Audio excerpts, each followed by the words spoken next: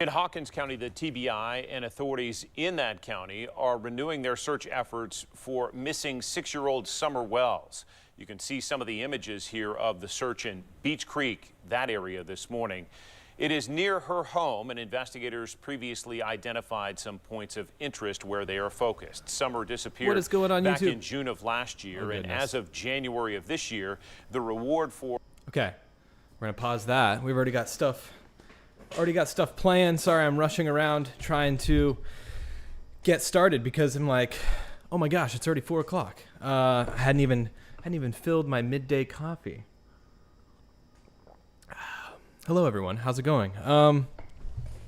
We're back in Miami. If you were here for the last Summer Wells live stream that quickly turned into a walk around the city of Charleston, thank you for being there. That was on February 28th.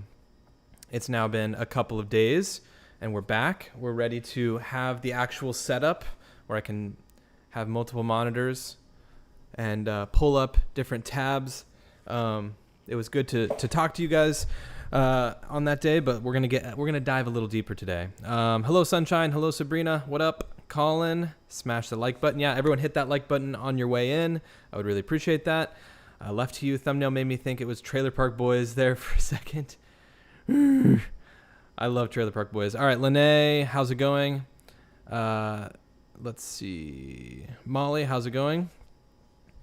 Hello, Bella.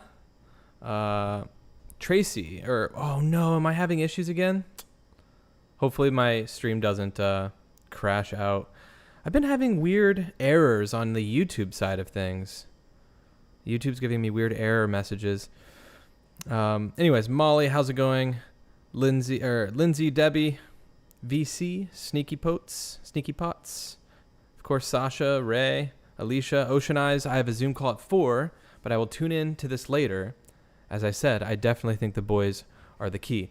Yeah, and I mean, there's not much to talk about in terms of the boys, but it's something that I've always thought, and it's something that I'm obviously I'm still on the same page with.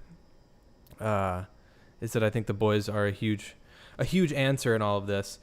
Randy, thank you for becoming a level 2 supporter, Randy. Really appreciate that. And you know what, Randy? That reminds me, I need to thank all of the level 2 supporters. I'm going to be doing this at the beginning of each stream and at the end of each stream now. And now I will have to add your name to that list, Randy.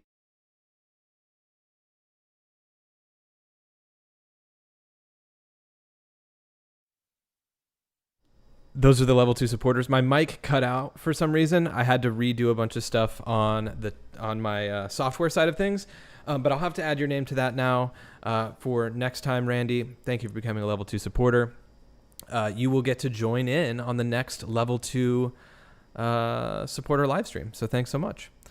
Jennifer, good evening, or good afternoon rather. Darla, cool. Good to know everything's good on your guys' end so far. If there's any stream issues, definitely let me know in the comments.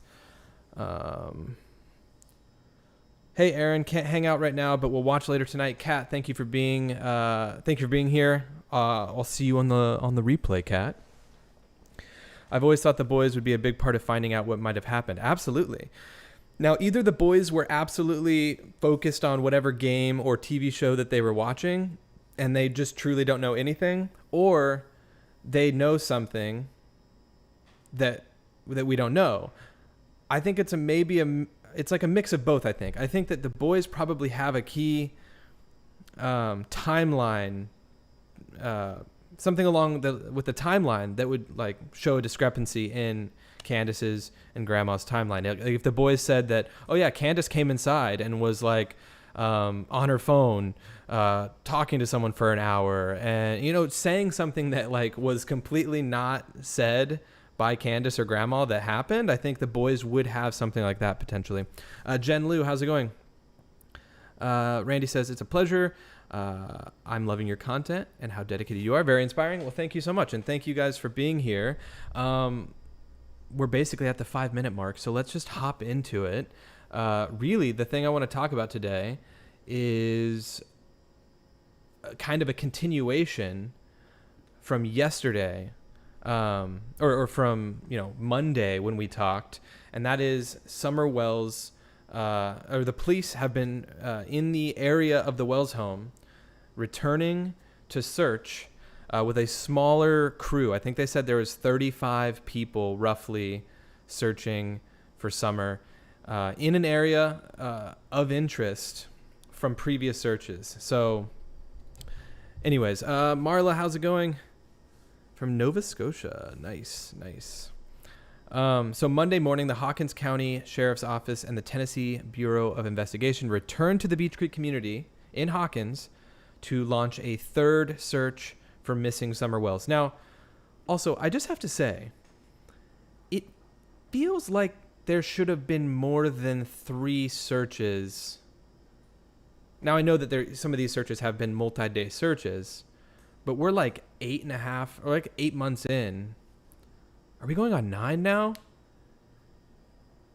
There should have been more than 3 searches. And then I also have a lot to say about Candace and Dawn and the lack of searching that they've done publicly online for us to see. Now, I know that there were people in a couple streams ago that were saying they definitely searched. Cool. I'm sure they did to an extent. Show me a photo of them searching. That's all I'm going to say. We'll talk more about that in a little bit. Cheryl, were you able to locate it on the map? No, I'm going to do a little bit more live mapping today. Since I'm able to actually use my mouse. Last time I was filming my monitor in the hotel room and like trying to navigate on a trackpad with my laptop. It wasn't an ideal situation. So today we're going to try to hone in on where they were searching. I do have some info on where they were stationed still, which is still similar to where they've been stationed in the past. So it's definitely interesting that they're kind of focused in that same area. Joyce, how's it going? Victoria, hi, how's it going? Lynn, Sabrina, Deborah, good to see you all. Pamela. But anyways, so this is the same thing I read the other day. I want to highlight a couple tweets from Jennifer Coffendoffer, which if you guys have followed me since the Brian Laundrie, Gabby Petito days, when we were covering that story, Jennifer was kind of following along with that story as well. She follows a lot of these. In Hawkins County, the TBI and authorities. I really hate that I'm going to go ahead and go away from that. I really hate that keeps playing automatically. That website plays videos automatically, even if you pause them. Anyways, Jennifer Coffendoffer has followed along a lot of these stories, the same stories that we've been following here on the channel. So she tweeted, so apparently the Wellses are not cooperating with law enforcement. This is like the new info per Ronnie Lawson, the sheriff, and we'll get to his videos in a moment. 2 searches in 2 days of areas previously searched by law enforcement. Candace Wells is in a hotel, so I don't know if they told her to exit the property, if she's choosing to stay away from the property. I'm not sure. And if you guys know, definitely let me know. I'm going to actually open up my Twitter. If throughout the stream at all, at any point you would like to tweet me or DM me, my Twitter is down below. It's at Aaron Mull Films. I'm going to have my Twitter DMs open. It's the easiest way to reach me during a stream to like give me a piece of information. So if there's something during the stream you'd like to send me, it's down below. That's where my Twitter's at. And then of course, comments. I just sometimes miss comments. That is the absolute easiest way to reach me, is the comments. However, the comments sometimes they go past and I'm not able to see them. Super chats I always see because it stays on the screen for a while. So I will try not to miss any of that throughout the stream. But anyway, she goes on to say in this tweet, Candace Wells has a young person asleep on her couch during YouTube. So she did a YouTube stream. Candace did. She has since erased that YouTube stream, but obviously this is the internet, and things last forever on the internet, especially if you are someone in the spotlight like Candace, where you have all of these people that are also following along the same story. They're going to rip those things off the internet and have them as copies So we'll be able to go through that. I want to know what your guys' thoughts are on that. Alicia, thank you for linking the Twitter down there. Or linking the form, the Google form. That's another way to suggest future video ideas and just to reach me in a kind of a larger way as well. But yeah, and then of course we know that Don Wells is behind bars. So that's the easiest, that's the thing we all know. Don Wells behind bars, minimum 180 days, which is from now, I think August 12th would be like 160-ish days, 150 something days. Alexa, how many days until August 12th? August 12th is in 163 days. 163 days. So minimum August 12th for Don Wells to get out of prison, which I talked about in a previous stream. That will be beyond and past the 1 year mark of Summer being missing. June 15th, he's going to be sitting in jail at the year mark of his daughter being missing. Now, I personally, I'm in the camp that thinks by the 1 year mark, or if nothing has happened between now and June 15th, 2022, something around that time, like something's got to give, I feel like. But then again, I'm not entirely sure. Randy, thank you for following me on Twitter. Appreciate it. Also, Arms of an Angel, a.k.a. Chrissy, the young child in hotel was youngest boy. Wait. Chrissy, first of all, thank you for the super chat. Is that confirmed? Chrissy, where is that info from? I'd love. Also, this is also why I love doing these live streams, especially since I've taken, it's been a couple of days since I've done a proper deep dive and visited the story. Some stuff moves so fast with this case that it's like I love being able to chat with you guys. Chrissy, where did you hear that info? I'd love to know. I'll be looking for your comment. You don't have to send another super chat. I'll be looking out for your comment in the chat if you want to respond to that. But how did you find that out? I'd love to know. But thank you again for the super chat. Also, everyone hit that like button. We need 22-ish more likes until we hit 100 likes. That would be great. It helps get the stream out to more people in the world. Kira says, no, it wasn't. The child in the hotel was a friend's grandchild. Interesting. See, I think it's not necessarily confirmed, but we'll just have to see. I'd love to know what Chrissy has to say about that. A lot of people are saying not sure who the child was, says Lynn. Amalou says, no, it wasn't. It was Dale's grandbaby. Alex says, I thought the child was in the hotel was a friend's child. So I don't know. Let me know, Chrissy. If you put a pic of youngest boy up to him, she also took boys into indoor play yard. Did she really? I'd love to know, because I'm under the impression that she doesn't have any sort of contact with the boys, but I may be wrong. Also, does the child show up in the video where their like face is right there? Because from the video, we'll get to the video in a moment. I don't think you really see the face. Joy says, I think Candace will get wasted and have a breakdown. Exactly. I think that something like that is absolutely going to happen. Someone will slip. And obviously Don is in jail, but somebody is going to slip at some point for sure. So anyways, Jennifer also tweeted, and this is kind of why I titled the video this. She said, they're searching, so this is from the 28th on Monday, they're searching for Summer Wells in the same areas previously searched. Why? In my opinion, they're making sure they didn't miss anything. It's been months without any reported progress. I think about Summer almost daily. The truth lies on the tongues of the brothers. So, that's kind of where that's where I agree big time, is that I think the brothers are the key in all of this. Thank you, Callie. I really appreciate that. But then again, it's hard to say. I obviously would love to know more about what the brothers know.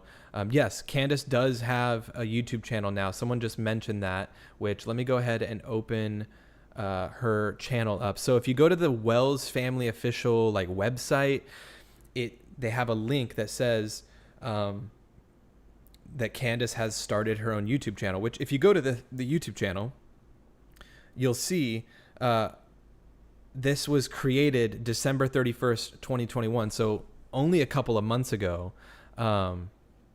So I don't know if this is 100% confirmed that Candace did create this YouTube channel. If you go to the videos, they're not titled. It's all just weird letters and numbers, and it says like received, blah, blah, blah. Like there's a video from 2 days ago of a fire being put out from what looks like near her house. Also, Alex, we're going to get to the handwritten note in a moment. We're just kind of going through the different things leading up to that. But anyways, we'll get back to Candace's supposed YouTube channel in a moment. Tennessee, TBI, Tennessee Bureau of Investigation, tweeted, obviously this is the tweet from November 30th, but I thought it was interesting because we know that they are back in previously searched areas of interest. But on the 30th, when we know they did a big search, when things warmed up, they were focusing on overgrown areas that were previously difficult to access due to high grass and heavy foliage. They did also tweet on November 30th that there have been several previous searches of this rural wooded area since Summer disappeared in June. So even on November 30th, when they did their kind of second larger scale search for Summer, when everyone remembers the foliage had been kind of, the greenery had been thinned out because it was about to be winter, right? Leaves had been stripped from the trees, fallen from the trees. June, obviously the area looked much different. They tweeted then that they were searching in previously searched areas. So even now they're talking about previously searched areas. And this is the tweet. So if we go to February 28th, they say agents and Hawkins County deputies are back in the Beech Creek area as part of a planned search for 6-year-old Summer Wells. Teams have been focusing on previously identified areas of interest. So they're really focusing on the areas around the house. And we went over this in some previous streams. I kind of want to make a separate video just to really kind of hone in on the location specifically around the house and pair it with some of those areas of interest, like the footprints, the supposed scents that they have picked up on, and just kind of compare the whole location and some of the photos. And like I said, we're going to try to identify where some of these photos are taken. But just like, look at some of these photos. Just look how, like, there's a man right down here. I assume it's a man. It looks like a man standing right here, and what looks like kind of a frozen over kind of waterfall, or at least some frozen water along the hill. It's a super steep hill grade. Pretty crazy. But Alex, that's a good point. I think that they are probably looking for bones. Supposedly, it is cadaver dogs that are on the scene. So, it's hard to say, but at this point, we're talking over half of a year since Summer went missing. They are likely, if they're searching in this area, they're just searching for a body at this point. I mean, it's not like, unless someone decided to drop her off, and say, you know what, the gig is up, but they're searching for a body at this point. Jenny says they need to search the cemetery with sonar, see if she is in there. Sonar. Is sonar water technology? I don't know enough about any of that.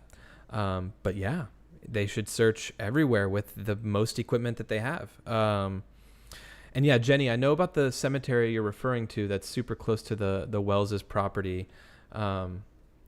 This is the Morrison Cemetery, I assume is what you're referring to. This is the Wells's property here. Bell Road is one that's interesting, and I think that this is actually near where they're searching right now, and we'll get to this in a moment. Kira says 8 months and 15 days. So yeah, 8.5 months. Thank you so much. Crazy. It's been a long time since Summer went missing. But yeah, let's let's read a little bit of this, and then I'll read some more of you guys' messages. We're definitely going to open the phone lines in this stream. So if you're here and you'd like to call in and give me an opinion about this case, let me know. I was thinking about a poll. Alicia, if you can think of any polls, send them to me on WhatsApp and I'll copy and paste them. Anything that could be interesting as we get the conversation going today. I'd like to know. I just really am excited to hear more about what you guys think of all this, because I just feel like something's about to give. And I keep saying that. Sonar can be ground tech. Okay, I saw it and done in other cases. There are people that specialize in it. Oh, awesome. Sonar is all sound stuff though, right? So it's like, I don't know. Sonar uses sound waves for water. Yeah, I knew that sonar was sound stuff. Thank you, Alex. Regardless of what can be used, I think everything should be used if they have it at their disposal, right? So it's just a matter of like the needle in a haystack situation, right? Like when you use technology like that, even if you have access to it, it can often be expensive because you have to have a special person running and utilizing that tech. So then it's like, well, where do we use that? Where do we focus our efforts? Is it the cemetery? Is it, this massive hill that we see this guy, like what's the significance of this photo that was taken? Do they use that technology there? It's not as easy as just, being able to use it over a massive scale of an area. But I agree with you. I think they should use whatever they have. Joyce, you got my mulling over maps mug too. Oh, that's so awesome. Thank you, Joyce. Who else sipping from their mulling over maps mugs today? I know I am, and it's not water today. It is coffee. I'm feeling it. We had a long travel day yesterday, back to Florida. Yeah, there's a lot of technology I'm sure that can be used. But these are a few photos from the search that happened on the 28th, and then of course yesterday on March 1st. And today I did get confirmation that, so this is from Leslie Earhart, who's a public information officer, that they confirmed that teams began searching for Summer again this morning, Wednesday, the 2nd. And that was from a tweet at 2:39 p.m. But if you see here, this was just posted 20 minutes before we started streaming at 3:39 p.m. Eastern. And it says investigators' planned searches for summer wells have not led to any new developments. It says Hawkins County, Tennessee, WJHL, Tennessee Bureau of Investigation spokesperson Leslie Earhart told our sister station WJHL on Wednesday that the small-scale planned searches in the Beach Creek community over the past 3 days, so today, yesterday, and obviously Monday the 28th, have not yielded any updates in the Summer Wells case. Crews with the TBI and Hawkins County Sheriff's Office swept through Hawkins County in an effort to locate missing Summer, a 6-year-old girl who disappeared from her Ben Hill Road home on June 15th, 2021. So, and she goes on to say, or this article goes on to say, Sheriff Ronnie Lawson said in an interview Tuesday that no stones left unturned as canines assist teams through dense thickets and overgrown fields. So we'll get to that in a moment.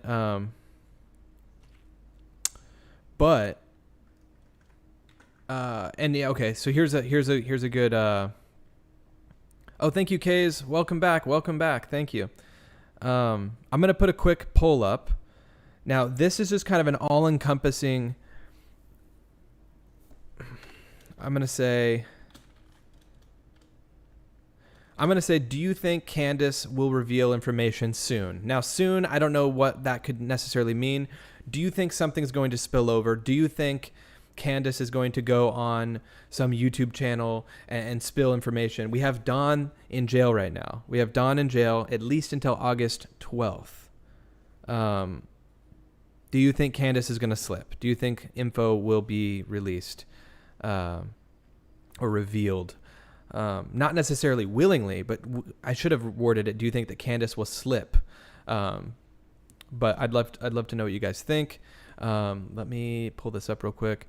Kira says they were planned searches. They had nothing to do with Candace's behavior, and don't know why you think they would. So, Kira, why? I feel like I've definitely seen you in here before, because you were the one talking about, I think you were defending Candace in a way on searching. Maybe I'm not remembering your name correctly. But why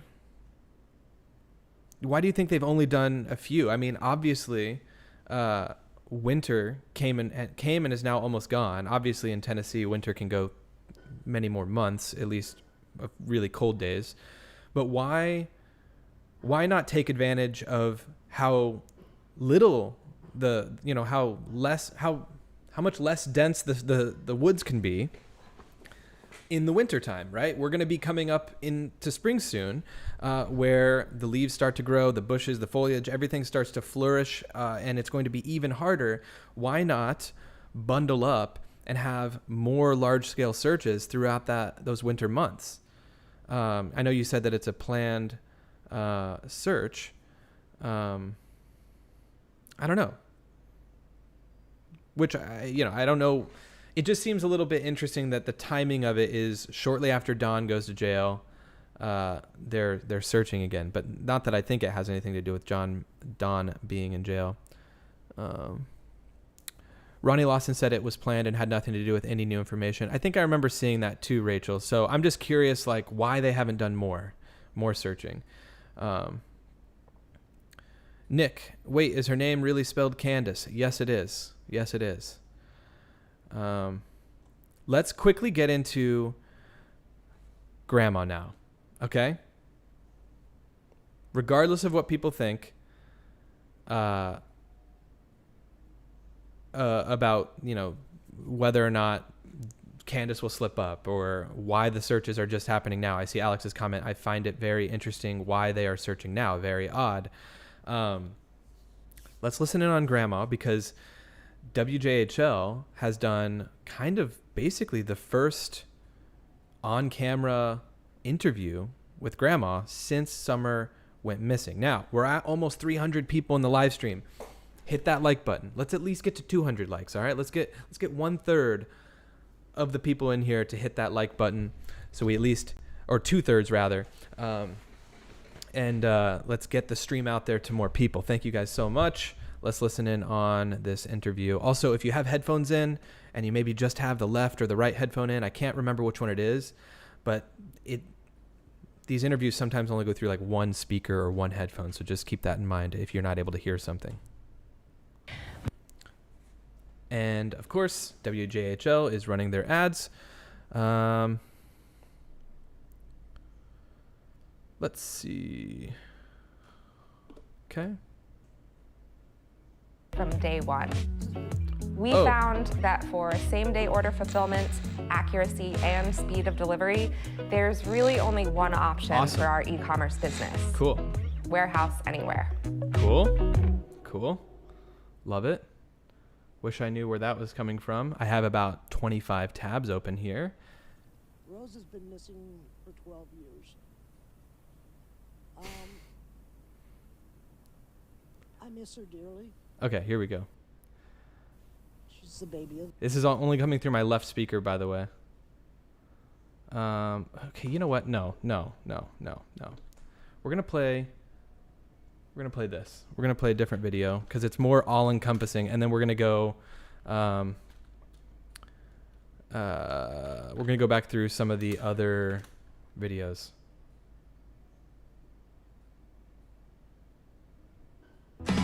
Okay, sorry guys. Here we go. Now we're gonna play this video. It kind of is the highlight of everything that WJHL posted on their YouTube.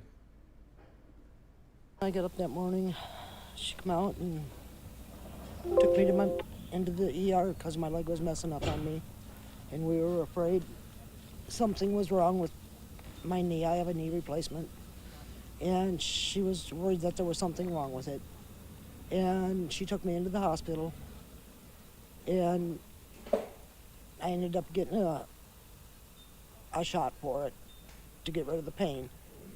And they prescribed me medication to take to get the swelling down out of my knee and around my knee because it was inflamed.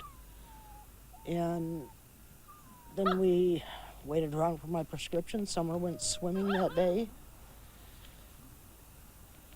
at the horse stables, I believe it was. And then we come back and I went in my camper, and after we brought my groceries in for me, and the boys helped with that, and of course Summer. And I laid down and went to sleep, and I got up and I was sitting in my doorway, and we come out, and Candace asked me what I was doing. I said, well, we got to transplant these little cactuses into bigger pots. And we did that, and then Summer come in and had a piece of peppermint, which is her favorite, and then she went in. She said, Mama, I want to go play with the boys. Candy walked her back to the house, and she asked the boys to keep an eye on her, and that's the last time I seen her. Tell me when you first... Okay, pause. Randy says the extra info she's giving is covering for something. Allison says, what do they say about people who use too many little details when telling a story? Liars. And Cha-Cha says, but wasn't Grandma at the water hole too? I thought she was, because Candace had mentioned that Grandis, which I don't think she likes being called that, which I should just call her Grandma. Summer's grandma apparently was wanting to take some flowers or something from the swimming hole area. So why would she not know entirely? You know what I mean? I don't know. Also, the nap thing is interesting. Yeah, the nap thing is interesting because did Candace confirm that? Did she say that she took a nap and then they planted the cactuses or did the potting? Which, it's weird. Let's continue, but I have a couple things to go through there. Alicia says, had a piece of peppermint, like the plant / herb. I don't know. I don't think so. Because Candace said she wanted a piece of candy. Nikki says, seems like she's memorized a script. Yeah. Junebug says she looks like she's trying to keep her story straight. Yeah. Yeah, I don't know. Let's continue. Sorry. Ollie says that nap was in the wrong spot. Yeah, no time for nap in the timeline. Yeah, I'm hung up on this nap thing now. No one said anything about a nap. Okay, hold on. First realized that Summer was missing, what was going through your mind, and what was it like here? To be blunt, it was hell. I mean, and I apologize, I'm blunt. As everybody knows, I have a missing daughter. She's been gone for 12 years. And all I could say is, oh God, not again. And I couldn't do nothing but cry. And we yelled for her, and we yelled for her, and yelled for her. And we could not find her. Candy was in hysterics. And we never did find her. She called 911, and she called Donnie, and we sent the boys down over the hill, and I stood in front of over by the edge there and watched them, and was praying to God every minute that nobody would take them. And there was no sign of her. Do you believe that someone took Summer, or do you believe that she wandered off? What do you believe happened? I believe somebody took her. I know people say it doesn't happen, but it does happen. It happens in small towns, it happens in big towns. It happens in the country. Pause, because what I want to quickly mention is that literally Ronnie Lawson, the sheriff of where she lives, part of her year, I know she travels throughout the year to different places. He literally denied human trafficking being an issue in that area, saying it's not a problem. When in fact, it's not just a problem there, it's a problem everywhere, all countries, and especially the U.S. I think I was just in the airport yesterday, and they were, or when I flew out of Miami a couple days ago, and they said something like 25 million people affected yearly from human trafficking, and that may just be in the U.S. So it's like there's so many strange things. Also, I saw your comment. Also, Jasmine, hey, good to see you in here. There was someone's comment. Who was it? Not Brandy. Kira. The nap was never mentioned because this is the first time Grandma has given a statement.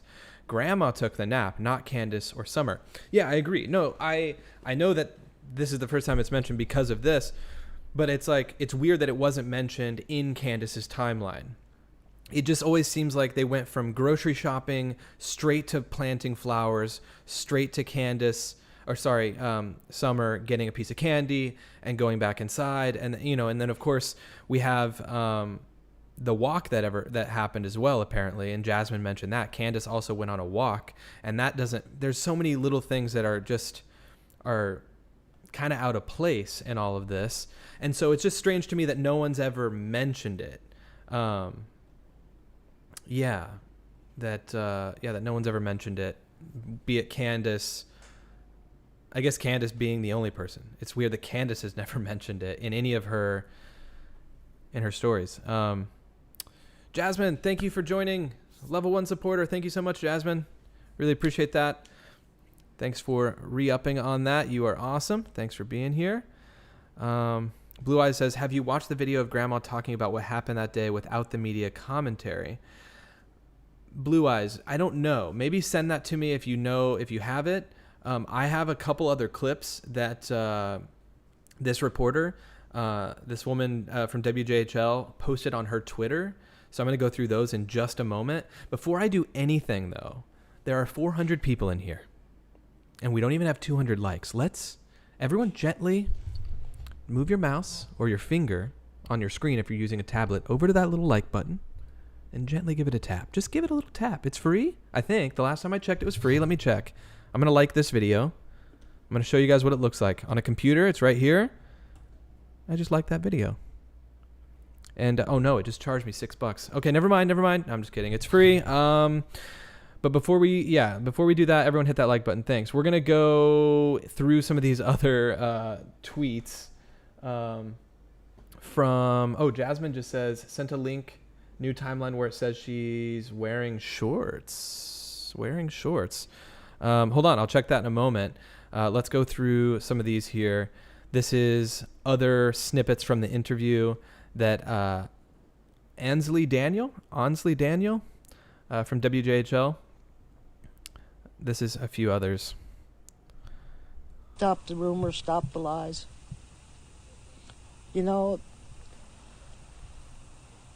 People go on YouTube. If they want to help, that's great. But if they want to spread lies, that's a different story. Because that's all they're doing now is spreading lies. They're reaching and trying to figure out what lie can we spread now. And I'm tired of it. That's why I come on camera. Because I am sick and tired of the lies, of the YouTubers lying about my daughter, about my granddaughter, about me. And they just don't understand. Okay. That's one of the clips. There's several more. And I saw Joyce's comment. I don't see Candace walking her few feet to the house either. That's one of the biggest things that I've said in all this. And it's like hard to say, but I just don't think Candace was the kind of mother. And this is based on stuff that's out there already. Videos that she had on her TikTok where she was clearly like doing dumb filters with her face. And like her kids were just like doing whatever else. Even at the watering hole or at the swimming hole, she was making dumb little videos or whatever. And apparently Summer had gone under the water. Like she wasn't paying very good attention, I don't think. Also, Grandma never mentions anything about Hunter, which I find strange. Am I the jerk? The like was free. Thank you, Nickel. How's it going? Oh my gosh, I love this channel. Am I the jerk? So many awesome stories on this channel. This is a channel I watch, you guys. That's so cool that you're in here, Nickel. Thank you. Nickel has some amazing stories, and it's commentated over just really like visually interesting content. So if you guys want to check that out, feel free. There's some wild stories on that channel. Anyways, yeah. I just find it strange that, she never mentioned Hunter. So what do you guys think of that? I'd like to know. Also, I'm pulling you guys up on the laptop because my screen, even though I have two screens going, I can't quite see everything all the time when I pull other stuff up. So I'm going to pull this up over here. I'll play this next one while we're waiting. All right. The sheriff's department talked to Ron Lawson. Okay, so this is the Ronnie Lawson thing, the sheriff. We're going to get to that in a moment. We'll get to his interviews. WJHL interviewed him as well. And told him, you've got my phone number. Anything comes up, just call me, let me know. And they've never called me or anything, and I don't know the rights in Tennessee with the grandchildren. I don't know. And But if they can't get a hold of Candy, they could always call me. I left because I had a medical appointment. It was my yearly medical appointment, which is coming up again. And so I can get my prescriptions renewed. And that's the only way I can get them renewed is by seeing my doctor. And then I also go to the missing in Wisconsin, which is in April, which is coming up real soon. So, and I spend some time with my sister. And if people think that's wrong of me, then I guess that's what they'll have to think. Okay, hold on. She says that she gave them her info and no one's contacted her. I hope she's just slipping up. And I think that this is what happens a lot in this case. I think a lot of times maybe they've said certain things and they've come across a certain way and we all take it as like, oh my gosh, they said this. But I think it's just the way they speak sometimes isn't always articulated in the way that they probably would have wished. And so we can only speculate so much, because I would assume that people have contacted her in all of this. She is one of the key witnesses that was with Candace, Summer, and Hunter throughout the majority of the day, or actually pretty much the whole day. She was one of the last people reported to have been with Summer before she went missing. So let's hear this again. Did she really say that they have not contacted her back? And what I was getting at before I was shouting out Nickel's channel, with the helicopter parenting thing, and I saw Joyce's comment there, what I meant by, and I kind of stopped my sentence halfway through, what I meant by that with the story is that Candace has always said that she went back to the house and told the boys to watch after Summer. And it's like nothing about Candace screams or even seems like she would say like, watch after your sister. I think maybe in some cases, if they were out and about in the town or something, or like at a fair, you might be like, hey, watch after her or whatever, like you're her big brothers. But like they're at their house. It was obvious that Summer and the boys ran around that house willy-nilly without, Candace and Dawn watching them at any given time. Let's be honest. Candace and Dawn, they're addicts. They've been reported to have been drug addicts. Candace has clearly been like drunk on streams before, Dawn as well.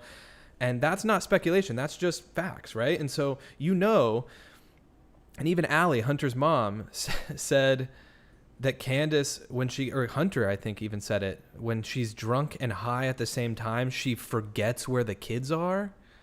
Now, I'm not entirely sure how true that is, but it sounds like, it sounds like Candace has probably had several instances where she has not known entirely where all of her kids are at any given time. So I think when they're on the property, they're free to roam. So it's a strange thing for her to say, kids, boys, watch Summer. I'll be right back or whatever. It's like, that's a big hiccups, big spot in the story. That's a hiccup for me.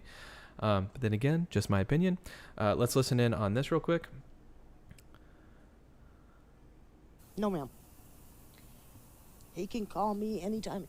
He can pull up in this yard and knock on my door and ask me any questions he wants to ask me. How often are you in contact with law enforcement, whether it be Hawkins County Sheriff's Office, TBI, even FBI? They have not contacted me since the YouTubers were down here in the driveway. And we asked them about trespassing. Okay, so now she's saying they haven't contacted her since the YouTubers were down in the driveway. And going off of that, how often is Candace in contact, or anybody in contact with the agents working Summer's case? I can't speak for Candace. In the beginning, they were here off and on all the time. But now I haven't heard from them. Do you have... The YouTubers she's referring to, I would assume, are these people. And say what you want about them. We have their content to look at, and that's about it. I don't necessarily follow all of what they're doing. If you look at this actual post, and you look at the description of this post, this was published on January 7th, 2022. So I know that they were down there big time around the lead up to like Christmas and New Year's. So I don't know if this is what she's referring to, because they're at the bottom of the driveway. So I don't know if that's the last time she spoke with law enforcement or what she's referring to there. I do have a DM. Let me see what this DM is. Oh, this is Jasmine's DM for the timeline. Thank you, Jasmine. I'll check that out in just a moment. Let's look at these couple of SOTs, or sound on tapes, from Ronnie Lawson, which, come on, WJHL. Like, let's just not call it Lawson SOT1. Like, let's name this something different. But then again, who am I? All right. Is there anything else on that front? Sorry, let's go from the beginning. And is the family still cooperating? I know you said obviously no dogs there, but like the mother and all those other people, are they still cooperating? No, they're not cooperating right now. They have attorneys.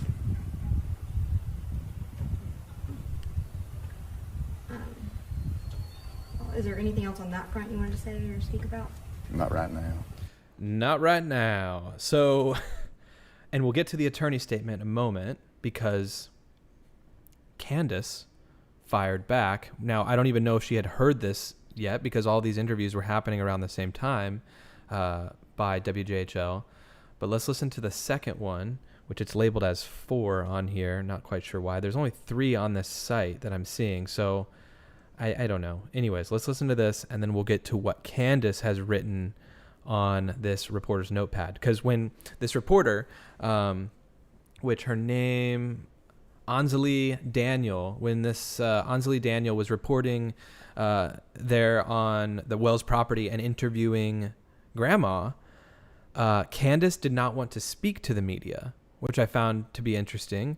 But she did provide a statement via the reporter's notepad still. So anyways, let's listen to this, and then we'll see what Candace said. With Campaign Monitor, you take all the... Loud noises. WJHL is getting a little bit of their ad rev here. Joy says, we need Brian Enton on this interview. Yeah, Brian Enton is, it'd be nice to get him back out there for sure. Has been in jail for a few weeks. Nothing came up of conversations with him in the jail that led you guys back out here? No, absolutely not. He's not even been talked to about the case. Don Wells has been Don in jail Wells. for a few weeks. Nothing came up of conversations with him in the jail that led you guys back out here? No, absolutely not. He's not even been talked to about the case. Okay. Why? Now, I don't know if he's just saying this to try to, I don't know if this is like bravado. I don't know what this is, like, because Candace, I don't know Don's like situation in jail. Some people get access to certain things or whatever. Candace is outside of jail. She can see this interview and see maybe Ronnie Lawson's lying about Don not being interviewed. Like, why would Don not be, why would they not utilize that as an, or use that as an opportunity to talk to Don, see if he'd like to speak? They're separated. Maybe they're going to try to sway him in one way or another and not necessarily bribe him in any way, but it's super weird that he would say that, because Candace might be like, what do you mean they haven't talked to him? It just seems weird to say that he hasn't been talked to about the case, yet he still says there's no stones unturned. I don't know. It's so shady. I completely agree with you, Doxy Mom. So much shadiness in all of this. All right, let's quickly listen to this one, and then we'll see what Candace said on that notepad. Bad, but I think it's got now where we don't pay any attention to it whatsoever. I mean, it's just a waste of our time. But on the first few months, it was pretty bad, but I think it's got now where we don't pay any attention to it whatsoever. I mean, it's just a waste of our time. But occasionally we get something we want to really check into. But people out of state, they really don't know what we're doing. And I assure you that we have to give 100% effort. I mean, we, the TBI, the FBI, my officers, we give 100% effort on this case. No stones left unturned, and we're not done yet. No stones left unturned. We're not done yet. I should have mentioned this response was in response to her asking about the social media speculation, the people on YouTube, us who are interested in following along with this case.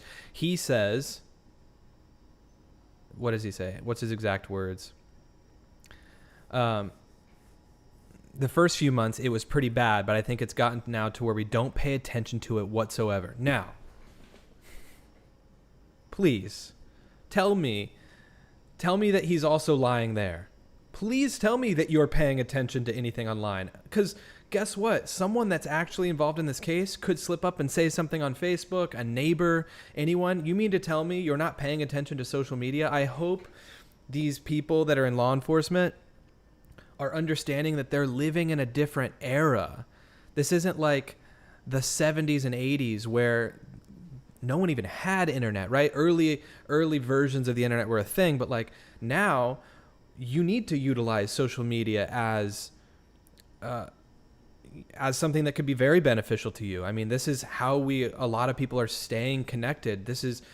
They should absolutely be paying attention to whatever is happening with this case on social media. Maybe not so much to what I'm doing on here, because we get on here and we talk about cases that as they're developing, we speculate and we talk about, this is all speculation. We're allowed to do that.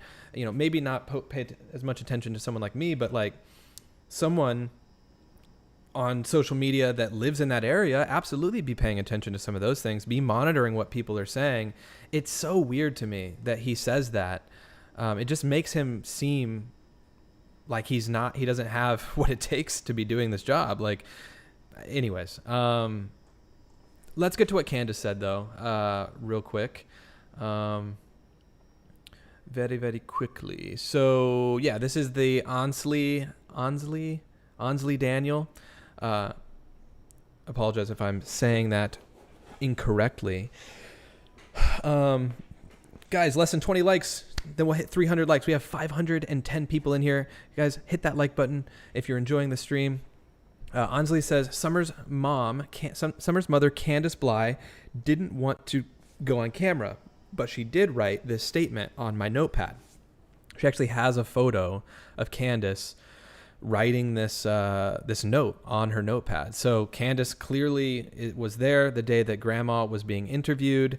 She did not want to take part in any sort of on-camera interview, but she said, "I've never stopped talking to law enforcement. No, I have not lawyered up. I don't understand why this is being said. I can't not speak for Dawn, and we are willing to do whatever to bring our daughter, Summer, home. Thank for all the searchers. Candace Bly." So once again, this is kind of what I'm talking about, not being rude or anything, but the education level, the level displayed here. I mean, just look at some of the people are saying, who cares? Who care what her spelling? Okay, do you see this one over here? Clearly this person can't spell either because they didn't say who cares what her spelling is like. We have some comments that say stay in school, kids. My head is over the comment there, but you get the point of what Summer's mom, Candace, is saying here.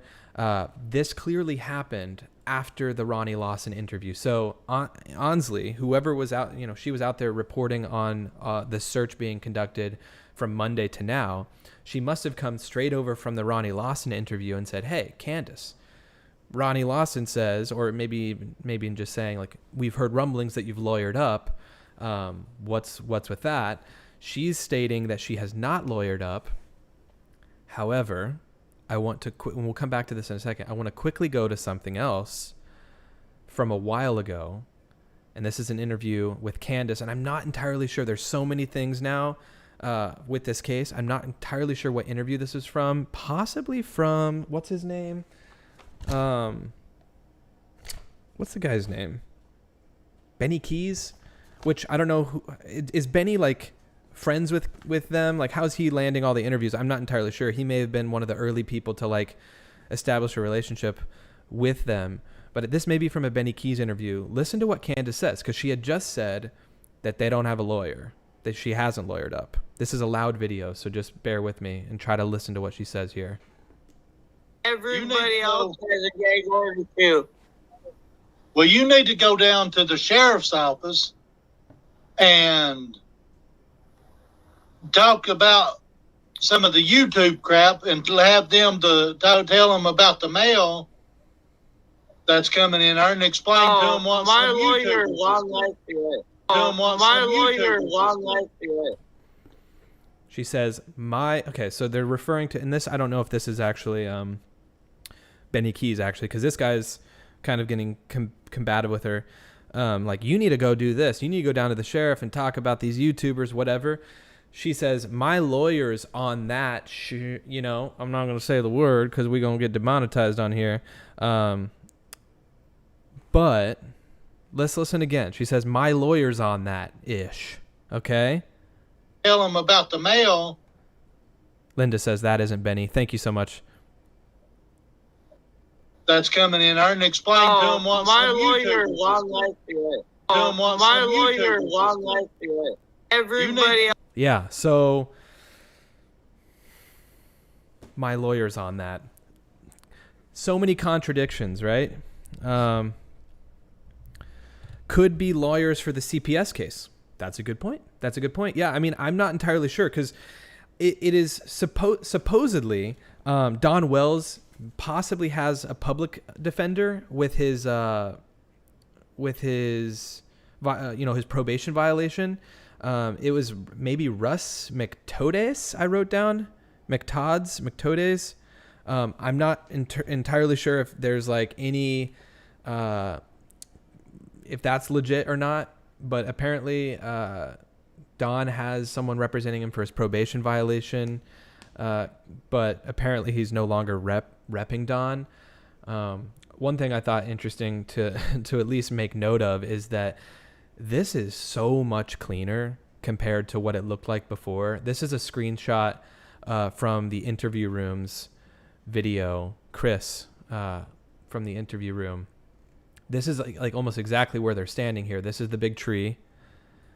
This is where those bikes were at. All the dirt bike right here. There's like a big pile with a bike right here. The dog right here. Much, much cleaner. This has all been cleaned out. So yeah, anyways,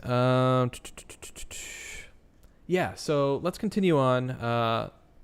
We're gonna map out a few things actually. Let's go through this so that we went through all of Ronnie's stuff. One thing to note, Ansley Daniel also was talking or tweeting about the different things that were going on. Search crews with the Hawkins County Sheriff's Office, K9 search and rescues are in Beach Creek again today. This was yesterday on the 1st. Almost 9 months later, I'm told investigators aren't any closer to finding the missing 5-year-old girl. So I think that they are possibly, like what Jennifer says here, they're possibly just making sure they didn't miss anything here. The fact that they're not feeling any closer to where they were 8.5 months ago is a little bit upsetting. That sucks. But I wanted to know, where are they in this exact location? And it's pretty easy to find. We go back to where they are at the beginning during all of the previous searches, and that is the Mount Carmel Free Will Baptist Church. Okay, so this specific photo right here is going to be in the back part of the parking lot. This White House over here is going to be this White House right here, and then you can see the 2 red roofs off on the in the background here, and then you can actually see a red truck as well. I don't know if you guys can see the red truck. You can actually see the red truck way out in the distance, and then you see the 2 roofs, this here, and then the edge of the parking lot. So that's exactly where they're at when they take that photo, when she took that photo. Same thing with this photo here. This is looking the opposite direction. You can see a reddish deck kind of thing, and then a reddish roof, as well as a building going the opposite direction. That's going to be, so we were facing that way for one of them. This is facing the opposite way. You can see this is that deck right here. This is the red roof. This is the white roof, and then the cemetery over here. So if we go back to that photo, that's where that's at. And actually, that's where Ronnie Lawson is being interviewed in these videos. We're going to have another ad, of course. But you can see there's a couple of black Why posts. do people love LSAT Max so much? Oh, my goodness. They don't. Sorry. But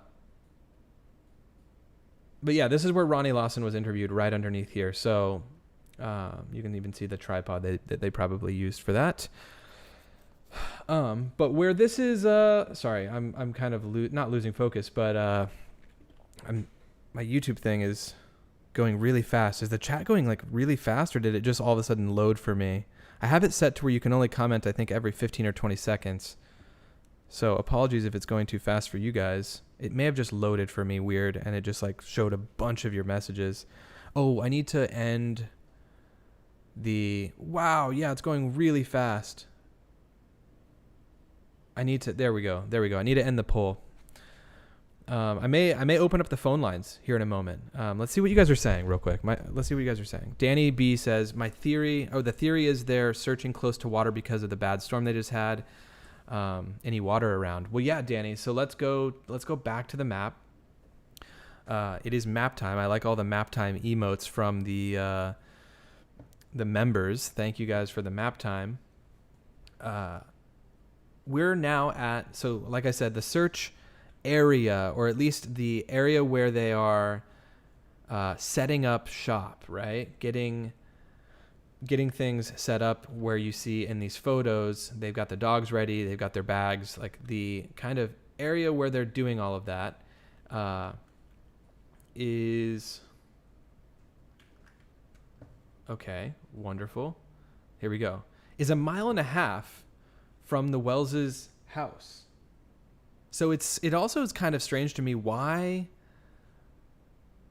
are they not just like setting up camp over here in this, like near the cemetery or on the corner? It's weird that they're 1.5 miles away. But then if you actually look at previous searches, they were in this whole area. And we know that they picked up a scent down here. They picked up a footprint or a scent like around here. And then maybe right around here up towards Beach Creek Road. So it would make sense for them to set up in this church area where they have more room. I mean, we've talked about that in previous live streams. However, if someone in the comments can tell me, apparently Don and Candace were on Bell Road on June 15th at one point, or Candace was on Bell Road, and Bell Road is right here, and it ends way up here. And apparently there was a scent somewhere near here, like I just said. And so my thoughts are possibly they're searching near Bell Road right now. Jasmine, yes, they are still searching today. Yeah, they are. They are definitely still searching. Coffee buzz, my mind, red, map time. I mean, okay, so, nap time. Someone was asking about a link. Alexandra, what link are you looking for? Let me know. But yeah, apparently Don and Candace were near Bell Road, which this is their house here. Bell Road is here. The church where they're beginning their search, or where they're set up, is over here. The photos that we have from the search from recently are this search here in a big open field, and then this search photo here, which we talked about in the last live stream, next to water. And I think someone had just mentioned water. Who was it that mentioned water? I've already forgotten. Or it's already gone past too far. But we tried to identify where this was in the past live stream, and I kind of want to look at this a little bit more. Gary, yes, they are still searching for Summer today. I believe they maybe wrapped that up. So this today, it says Wednesday, the small-scale plan searches in the Beach Creek have not yet yielded any updates. Let me quickly confirm. There was a tweet from who was it? Leslie. She tweeted, someone asked, are they still searching for Summer today? And she tweeted back, this was that Jonathan guy. She said, yes, sir. Teams began searching again this morning, and that is at 2:39 p.m. today. So, yes, there are people out there still today, but that article that came out earlier by WFXR, this one here, states that it has not led to any new development. So, definitely they're still searching. Joyce Smith says, so who lives on Bell Road? We're going to get to that in a moment, Joyce, because we can go into the property viewers. We're going to do that live, and then I'm going to open up the phone lines. But I want to look into that area right now. Like I said, the house, 110 Ben Hill Road, right here, where they're searching, or like where they have their search set up, right here. But then we've got Bell Road right here, and I'd heard about Fields Road in the last live stream as well. Now, I'm not sure entirely, but if we look, this is where Beach Creek runs through, right here. It runs right through Fields Road and Bell Road. And if we actually turn this to this direction, this could be the location of this photo right here. I'm not entirely sure, but it could be. So let me split this off and then open this here. Okay. So it is map time. It is happening right now, everyone. Okay, so it's kind of small now. But if we see, this is the water running through. So now we're looking to the south in this direction. So Beach Creek is over here. Here's where they have their kind of station set up.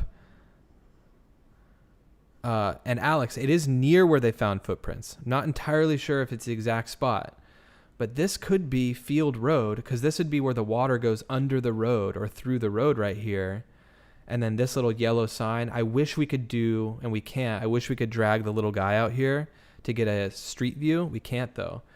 But this angle kind of makes sense right here, especially for this property up here. You guys can kind of see a property. Now, I'm not entirely sure if this is that location, but it kind of seems like it could be. Like this could be that building that we're seeing way up here. And then this angle makes sense for this being where the river runs along, Beach Creek. or not the river, but the creek. This would be where the creek runs along right here at the same angle. And then look, this angle right here, it shows a couple of sporadic trees. If we go at this kind of an angle, these are those sporadic trees down here. And then it looks like it kind of curves way down here. This is kind of curved right here too. I don't know. I think if I had to put money on it, and look, you can even see it kind of like this is clearly way up a hill. Way up here, it kind of looks like like another building up here. Like this could be that building. If I had to put money on it, I would say that this is where that photo's taken, especially since they're talking about Bell Road, Fields Road, all of that. I don't know. We'll see.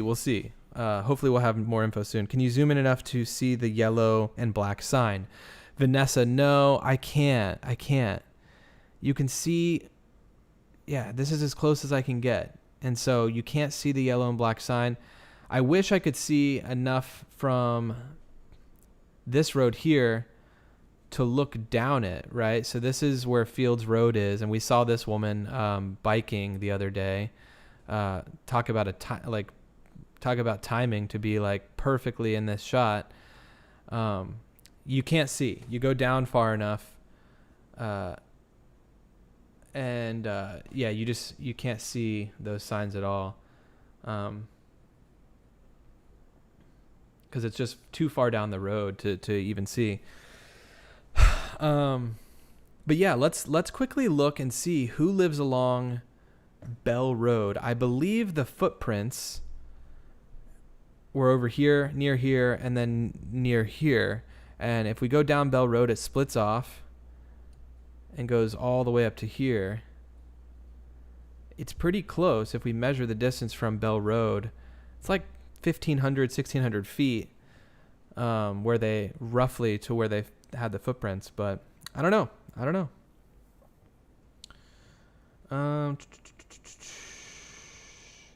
Okay, let's continue on. I have things to say because I saw Lens of Grace's comment. I feel bad for those who support the Wells. I can't imagine what they all say when arrests are made. Now, I have an opinion.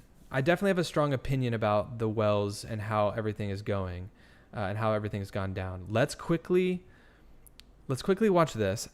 I don't know who this kid is. Some people earlier said that it's one of the boys. I don't think that's true. It could be.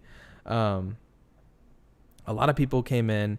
Arms of an Angel, I think, is who said this, actually. A lot of people said that it's somebody's grandson.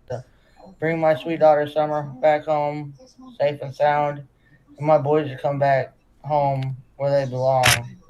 But she moves the camera away because during the live stream, I would imagine a lot of people were like, "Who's that kid in the back of your live stream?" But let's quickly.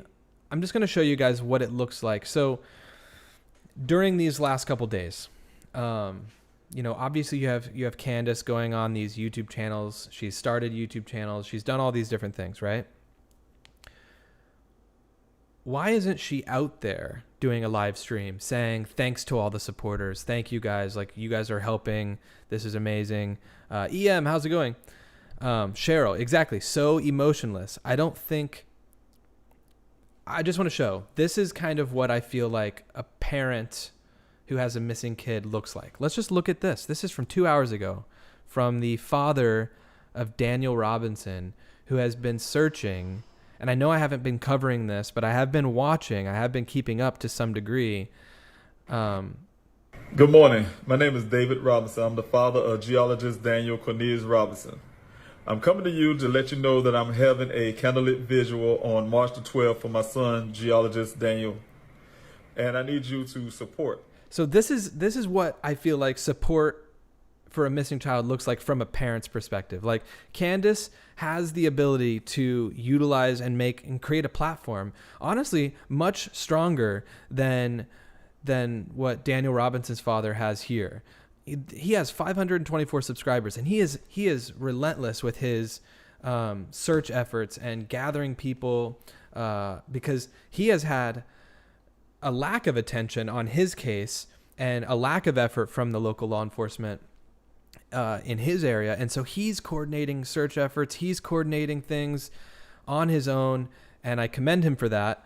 I would love to cover more of his story. Grizzly Crime has done a great job covering and even interviewing the father here. But yeah, I think this is what actual like searching for your kid looks like. Actually going out there and looking, right? And showing that. Anyways, I don't know. It's like, I would love any person that supports the Wells, just show me a photo or a video of them searching, please.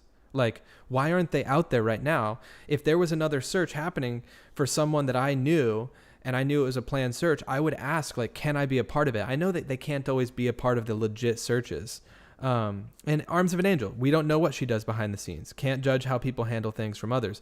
That's true. However, we see what's happening in front of us, and it's her just like screaming and yelling on YouTube channels, and Dawn yelling and screaming at YouTubers, and it's like, why aren't they doing things publicly that make them look better? They're only giving us this to judge them off of, and it's like, why is that the case? I don't know. Danny B, what's his TikTok name? His TikTok name is Please Help Find Daniel, all lowercase. Anyways, I don't know. I'm passionate about it because I just feel like there's something more to this story. I'm going to open up the phone lines though. I want to hear from you guys. If you have anything new to say, we're going to try to keep the limit between 3 and 5 minutes. So if you call in and I see that you've hit around the 5-minute limit, I will kind of start to cut you off, and I apologize, but I'm going to try to take at least like 3 or 4 calls right now. Maybe spend the next 20-ish minutes doing some calls before we wrap some things up. We have over 500 people in here. I'd love to know what your thoughts are in this case. While we're doing the calls, I will be navigating around on the maps and just kind of trying to line up different things maybe, you know what I'll do? I'll pull up the property viewer, the Tennessee property viewer, and we'll try to see who lives on this road. That's a good idea. We can also go to WJHL's new timeline that Jasmine, I think it was Jasmine sent it to us. We can, of course, go through that as well. The phone lines are open. I'm going to pin Alicia's comment. It's 305-985-2690. Try to get in line. There's no queue. There's no line. There's no queue. So just try to hit it at the right time. We already have a caller. I bet if I had to guess, it's probably Amy. She always calls first. Call from Amy. It is Amy. To accept, press 1. To send a voicemail, press 2. Hey, Amy, how's it going? Hi. I always like to be the first one. I'm sorry. All good. I called it. Yeah. No, two things. Just a few things. The first thing, the person was asking to go on your panel. That means like a lot of YouTubers drop StreamYard and then people join, but they didn't know that you didn't do that. They were new to your channel.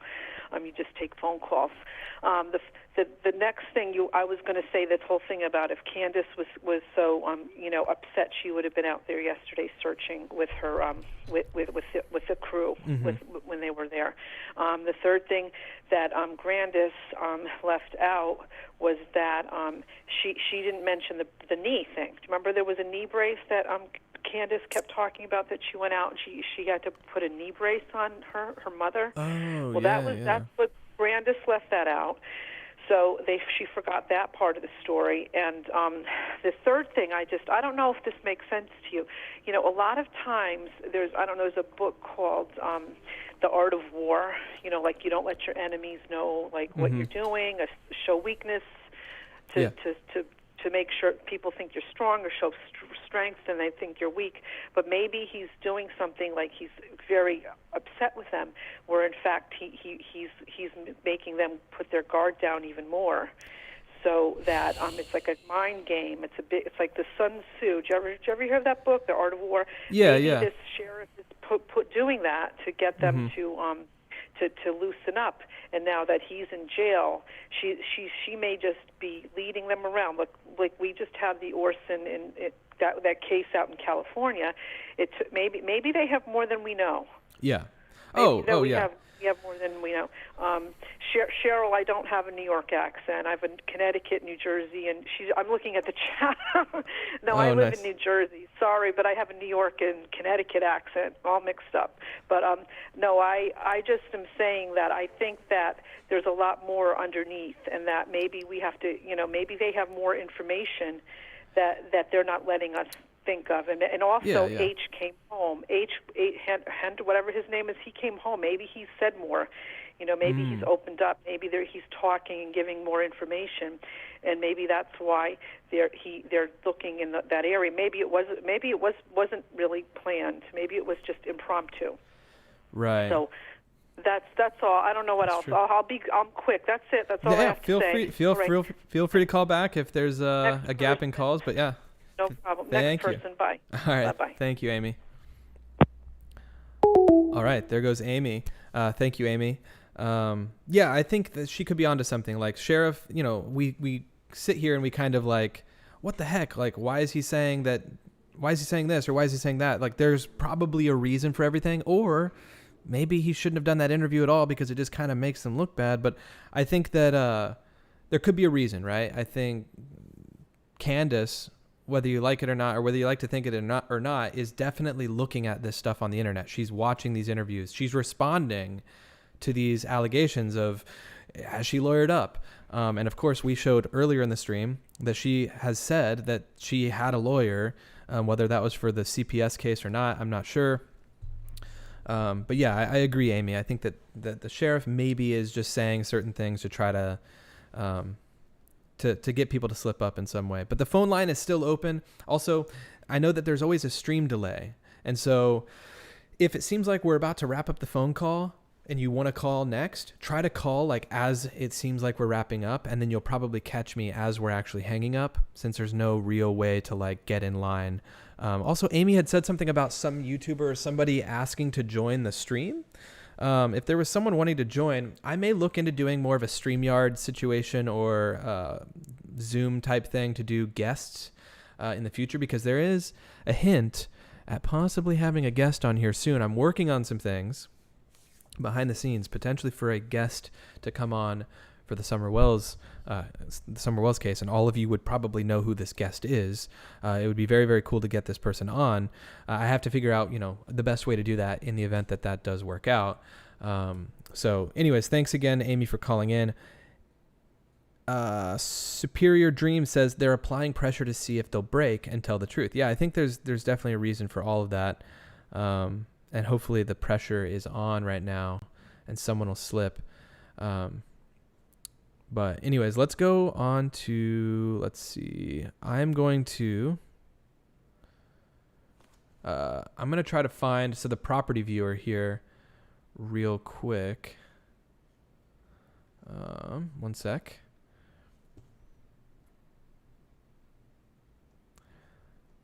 All right, let's see. Beach Creek. Geraldstown. What's going on up here? Mount Carmel. All right. No one's calling.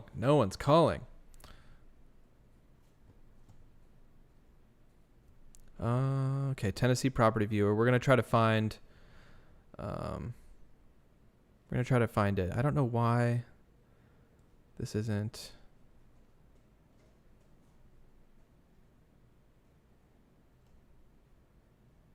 Okay. I might as well just show this on the screen as we try to figure it out. Look at what I'm looking at, you guys. We got to hone in. Amy says, call people. Yeah, call in, everyone. Map view. Yeah, sorry, Cheryl. I'm trying to figure this out.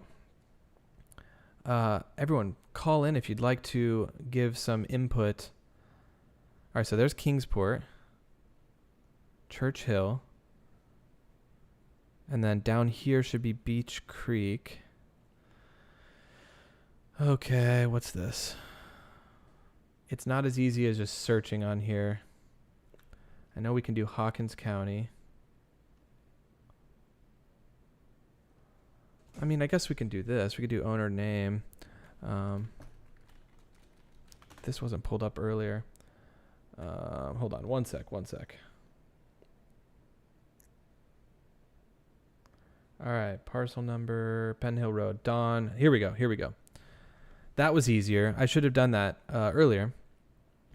Here's the different property viewers. So let's go ahead and put this up and this up.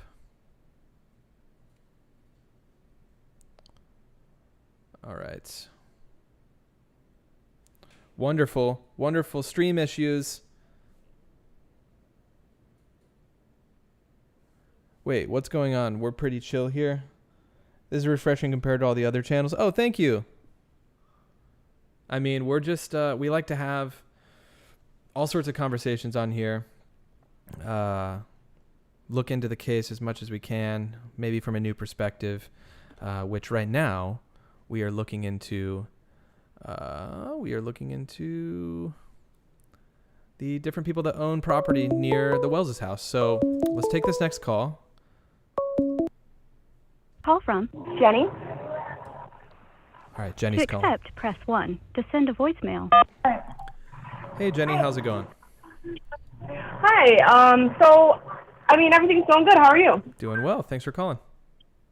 I guess my quick little thing would be, I know a lot of people today have been kind of going back and forth on anybody's guilt, whether it be Candace, Don, whoever. Mm-hmm. But the thing is, I just wanted to state, regardless their guilt, if they're innocent or they're not, they should, I mean, I guess we really don't know what's going on behind the scenes, but they have not shown anybody at all any concern whatsoever, and to me, that's just weird. Mm-hmm. Yeah. So I don't know if they're innocent or guilty, but if they're not guilty, then something else is going on, and maybe they know about it because they don't ask, like, bring her home. They don't ever say, like, where is she? Help us. It's like they know she's gone. You know what I mean? It's just weird. Yeah, it isn't the same kind of, like, and not that everyone has to be saying the same things, but you're not hearing the same thing that you always typically hear from parents of kids that are missing. It's like, usually they're pleading for anyone that has any answers. You know, you hear all of the same kind of thing. And it's like, you just don't hear that from them. It's so strange. It's so very strange. It's like, I mean, even if, like, there's, you know, of course, like you said, nobody has to say the same thing, but they're not asking anything like that at all. It's just they just say, you know, watch over her, God, or what, you know, stuff like that. They just, like, she's gone. They don't say, like, God, please bring her home, or God, please help the people be brave enough to bring her home regardless of consequences. Nothing like that. They just say, you know, so it's just like, it's like whether they did it or they didn't do it, they know what happened. So it's just very strange. Right. Yeah. I agree. So that's a good that's point. pretty much, that's my point. But it's just, I understand, you know, everybody has their feelings on them, but there's just something going on behind the scenes that they're not totally innocent, whether they know or they had an actual part in it. Mm-hmm.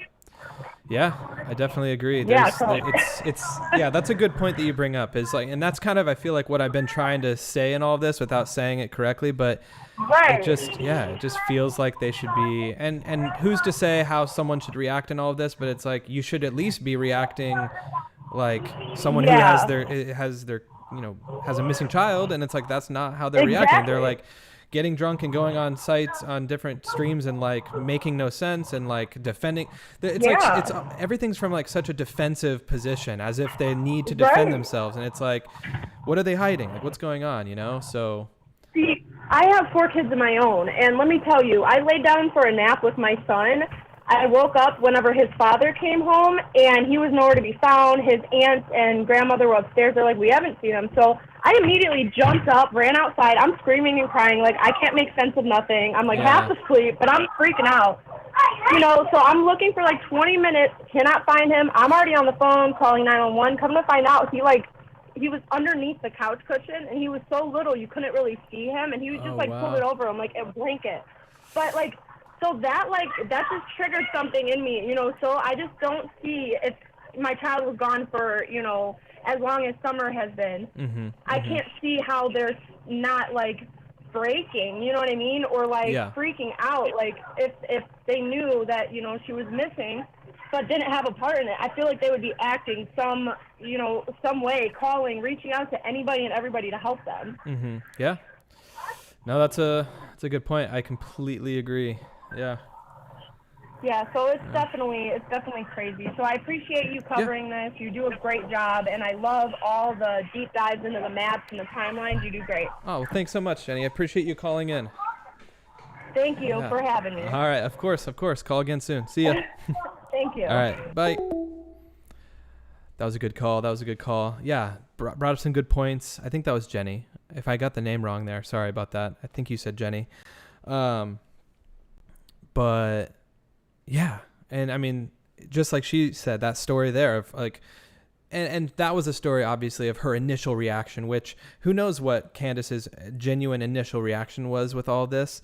Look, if this all comes out that Candace had nothing to do or knew nothing and all of this, it's not that I'll feel bad, because I still feel a certain way about how she's reacting. And this is what I talked to Amy about. It's why isn't she publicly showing? And I think all of that can sometimes just be a front, right? Oh, they're just acting this certain way for the media. But it's that's so the media and people like us just following these cases aren't hounding you and grilling you about the way you're acting or about the way you're not acting. It's there should be some level of that, of not playing the game, but it's there's none of that from Candace. She's not showing any sort of oh my gosh, what's going on? I don't know. But anyways, okay, so I found the parcel property viewer, and this is actually a good identifier. So we're on Fields Road. This is Fields Road here. So we're going to, even if we get another caller right now, we're going to go through.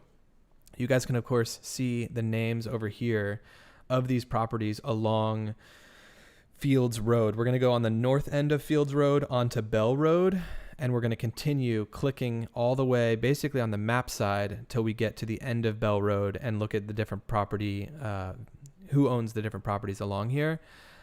This is all public info. I'm going to go through this right now, and we'll go through each of these properties. So this first one, obviously we know some of the names that stand out in this whole story. And what I was trying to say also earlier is from the defensive standpoint, it also seems like this case, more than any case I've ever seen, has so many people on the defense that are just neighbors or whoever else, names that are getting brought up. That's just why?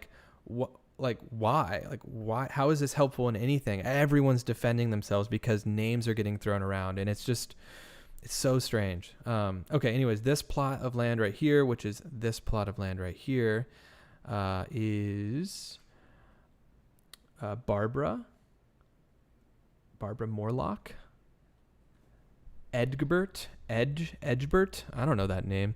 I don't know how to say that. And this little corner lot right here is going to be Helen Michelle Wyndham. Owner 2, Edward Walter Gaskins. And then as we go along Bell Road, which moves up along here, we've got Kermit W. Light. Then this property above that, Kermit Light. Oh, also owner, Christine Morlock.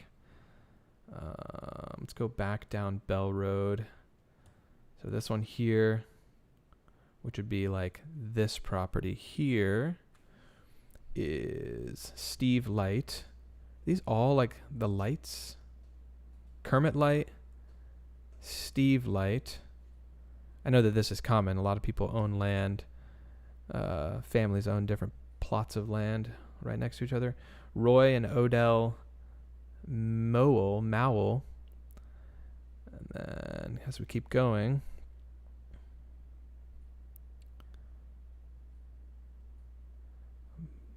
Clara Morlock owns this all the way down to here, and then all the way at the very end, which is basically here, this huge plot of land. Joseph A. Adelsberger. I felt that sneeze coming for like 3 minutes. I should have just looked up at my lights. Oh, anyways. Do you guys talking about Delphi? Also, the phone lines are still open. I'm going to refresh it. Feel free to call in. I'm going to listen to what you guys have to say because I've been neglecting your comments. Of the 583 or 89 people in here, thank you guys so much for being here. Let's read some of your comments. Delphi is such a mystery. Yeah, Delphi is. I need to look more into Delphi stuff. Jenny Smith, how is the case starting to get old? This poor baby is gone and no answers. It can never be old. Sorry if it's not entertaining. Yeah, if you guys, I don't know if anyone's commented about this getting old. Look, I get it. A lot of the stuff we're covering here feels like the same stuff. What I'm doing is continuing to cover it as it's happening. Obviously, there's a development in the case. They're continuing to search for Summer in the last couple days and into today. That's not old news. That's new. Like, that's new information. Does it seem like it's old news because we kind of are covering the same stuff? Yeah. But what I want to do is continue covering the story so no one forgets about it, because that's the last thing I want to happen. Call from Suzanne Berkey. To accept, press 1. To send a voicemail, press 2. Hey, Suzanne, how's it going? Fine. Thanks for This is calling. my first time ever calling on a program like this. Oh, well, thanks for calling in. I've been just following the missing children's things on YouTube, and I actually live in California, near Bakersfield, and the two boys. I'm so glad that they've come to a closure on that. But I just really want them to find the boys. Which boys? The are you talking about with the Summer Wells case, the brothers? Yeah.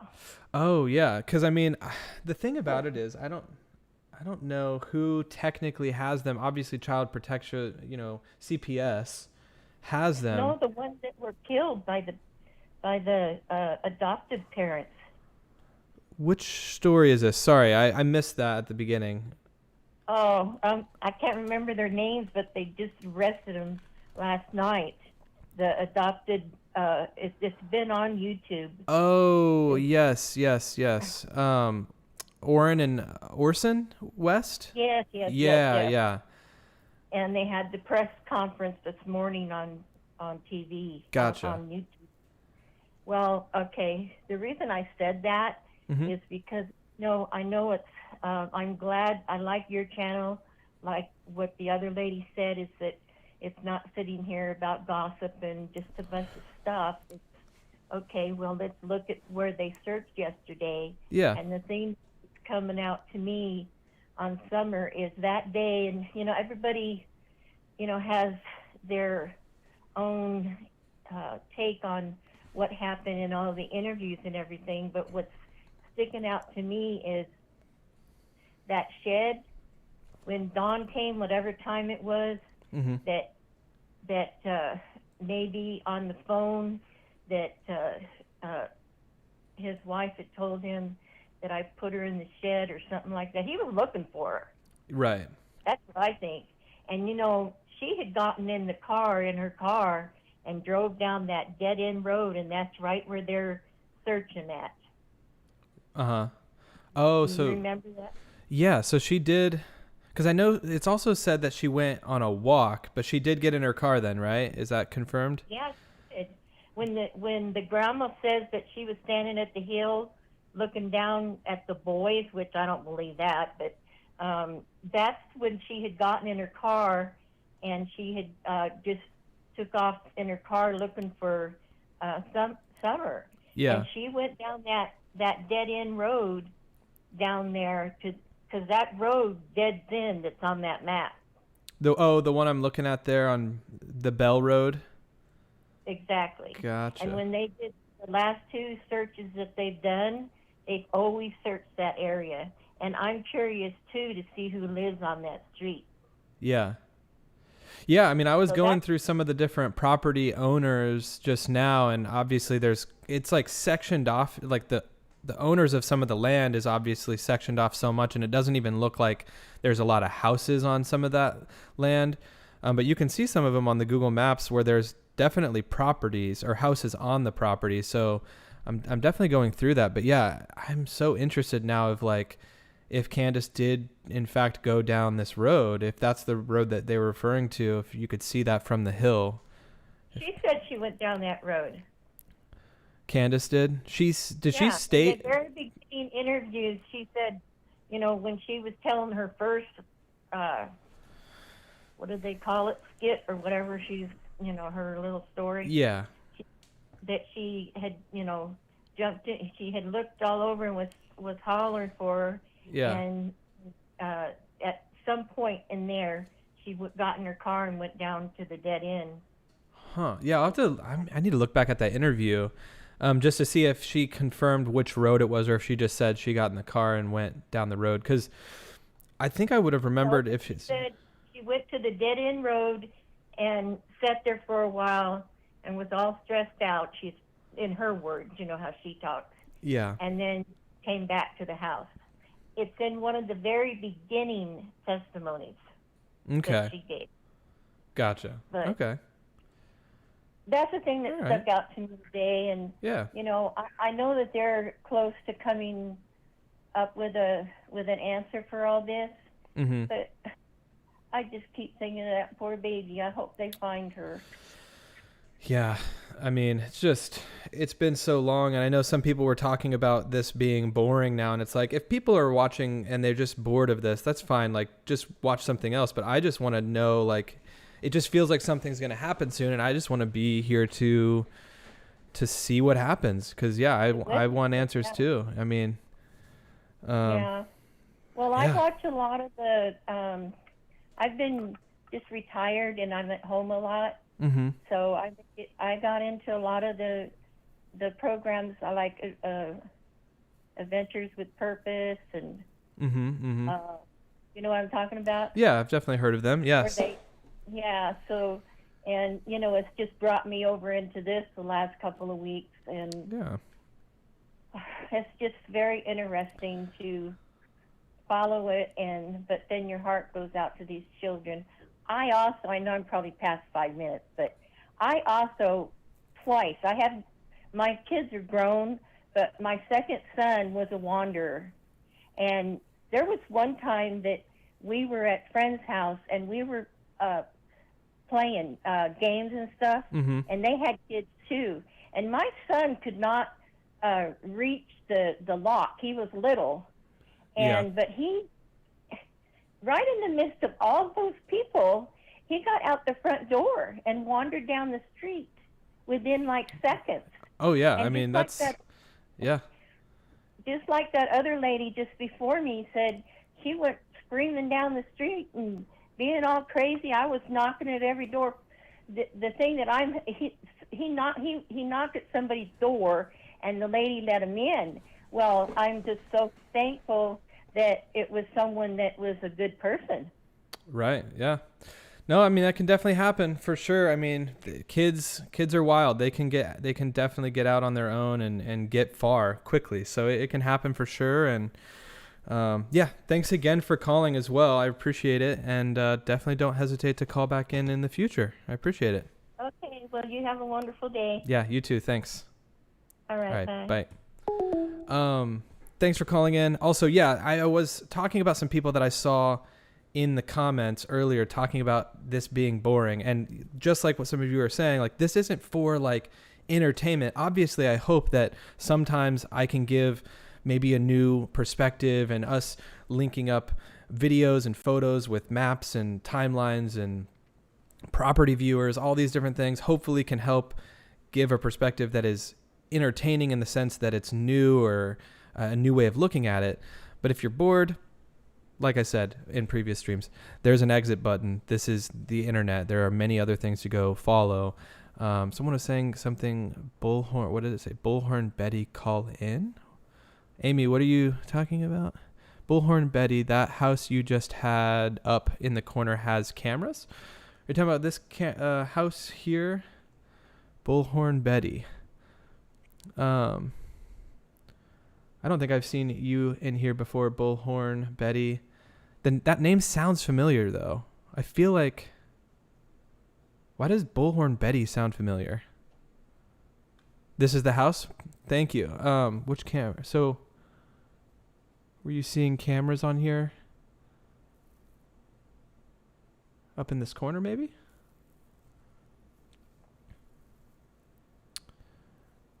Hey, they can find plenty of drama. Yeah, there's other channels for sure for that. Bullhorn Betty. Oh, do you guys know who Jennifer Harris? She's a YouTuber. Oh, okay. Bullhorn Betty, call in. People want you to call in, Bullhorn Betty. I feel like I recognize your name, but she follows this case very closely. Nice. They are hidden. Oh, hidden cameras. Okay. So have you been there or something, or do you know? Like, how do you know that there are cameras here? And also that I would assume that a lot of these people in this area are probably getting cameras after the fact.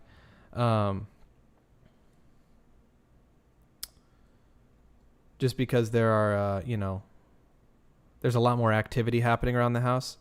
I was there. I have the owner on camera saying she saw us on the camera. Oh, so you were there. Oh, someone just said, oh, she's one of the protesters? Oh, gotcha. Okay. She was there protesting with Molly. Go lightly. Oh, yes. That's why your name's familiar. Okay, yes. Okay, cool. Thank you. So apparently there are cameras at this house. When those cameras were installed, I'm not sure. And I don't think, and Bullhorn Betty may know this for certain, I don't think that this is Jody Sue's house. I think, excuse me, could be wrong, but I think Jody Sue's house is one over. And in fact, excuse me, we can go to the property viewer and we can confirm which one is Jody Sue's house. So here is Donald Wells. This one here, Jackie Dobbs. Okay, hold on. Carolyn Sue. Oh, maybe this is Jody Sue's.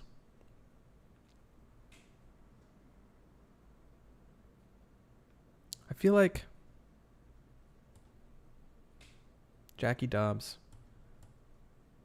Carolyn Sue. So this may be where Jody Sue was. No, it's not Jody's. Gotcha. Salty Seal, Jody. Okay. Betty. Okay, so we have some people saying some mixed things here about Betty. I personally am not aware too much. Like I said, I haven't followed too much of what was going on in Tennessee when the YouTubers were there. We have another call coming in though. Thank you for the $2. 1 second. Call from Helen. To accept, press 1. To send a voicemail, press 2. Hey, how's it going?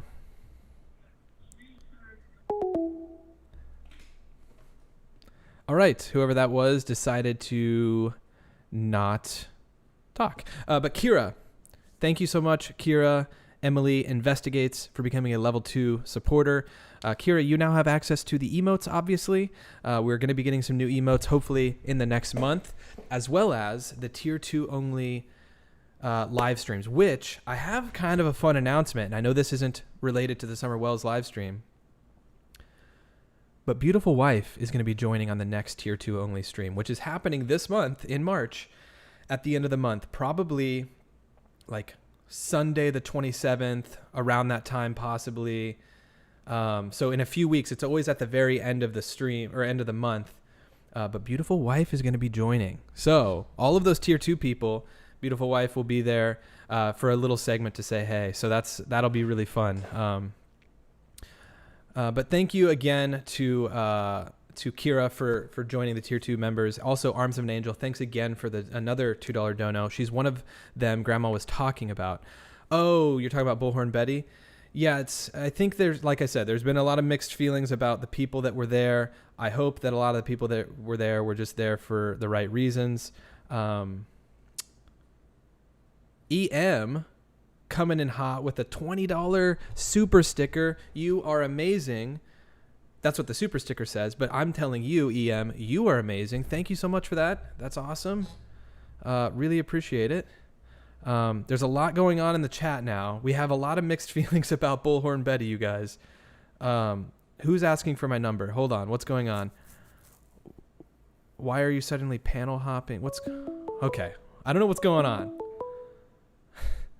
Hold on. Who is this? Call from Bullhorn. Okay, we have Bullhorn, everyone. Press 1 to send a voicemail. Hey, how's it going? Hey. So the property, so this is Bullhorn Betty, and I just happened to, I haven't been in your chat before because I just saw you on the live link. I was just scrolling through. And I saw you had that photo up, and it caught my eye because that house on the corner, when we were out there in our trip in December, we parked right there because there's no parking. If you noticed on those roads, there's literally no place to park a car. Like along Beach Creek or on Ben Hill? On Ben Hill. And Okay. so when we parked and pulled up there, we pulled like right there by her house, and she comes flying out, and it's like, I don't want my, my house recorded, and I can see you guys on my cameras. So she has cameras that are hidden on that property. We, even though we were standing right there, could not see the cameras. But she definitely has cameras all around that house. That house on the corner is not Jody Sue's. You were kind of where you were showing the map. Yeah. That was more in line where Jody Sue's property was because there's several little driveways that go up, and you can barely see the driveways, but they're there. Yeah. And she's almost, I don't want to say directly across from the wells on the other side of Ben Hill, but kind of. Like they're really like almost straight across the road from each other. Gotcha. Yeah. But their driveways wind up, so I don't know where where Jody Sue's house was positioned, but she did have some kind of view over there. Yeah. Okay. So wait, so this house that's right on the corner of Beach Creek and Ben Hill, they told you they had cameras, or they just came out when you guys were there?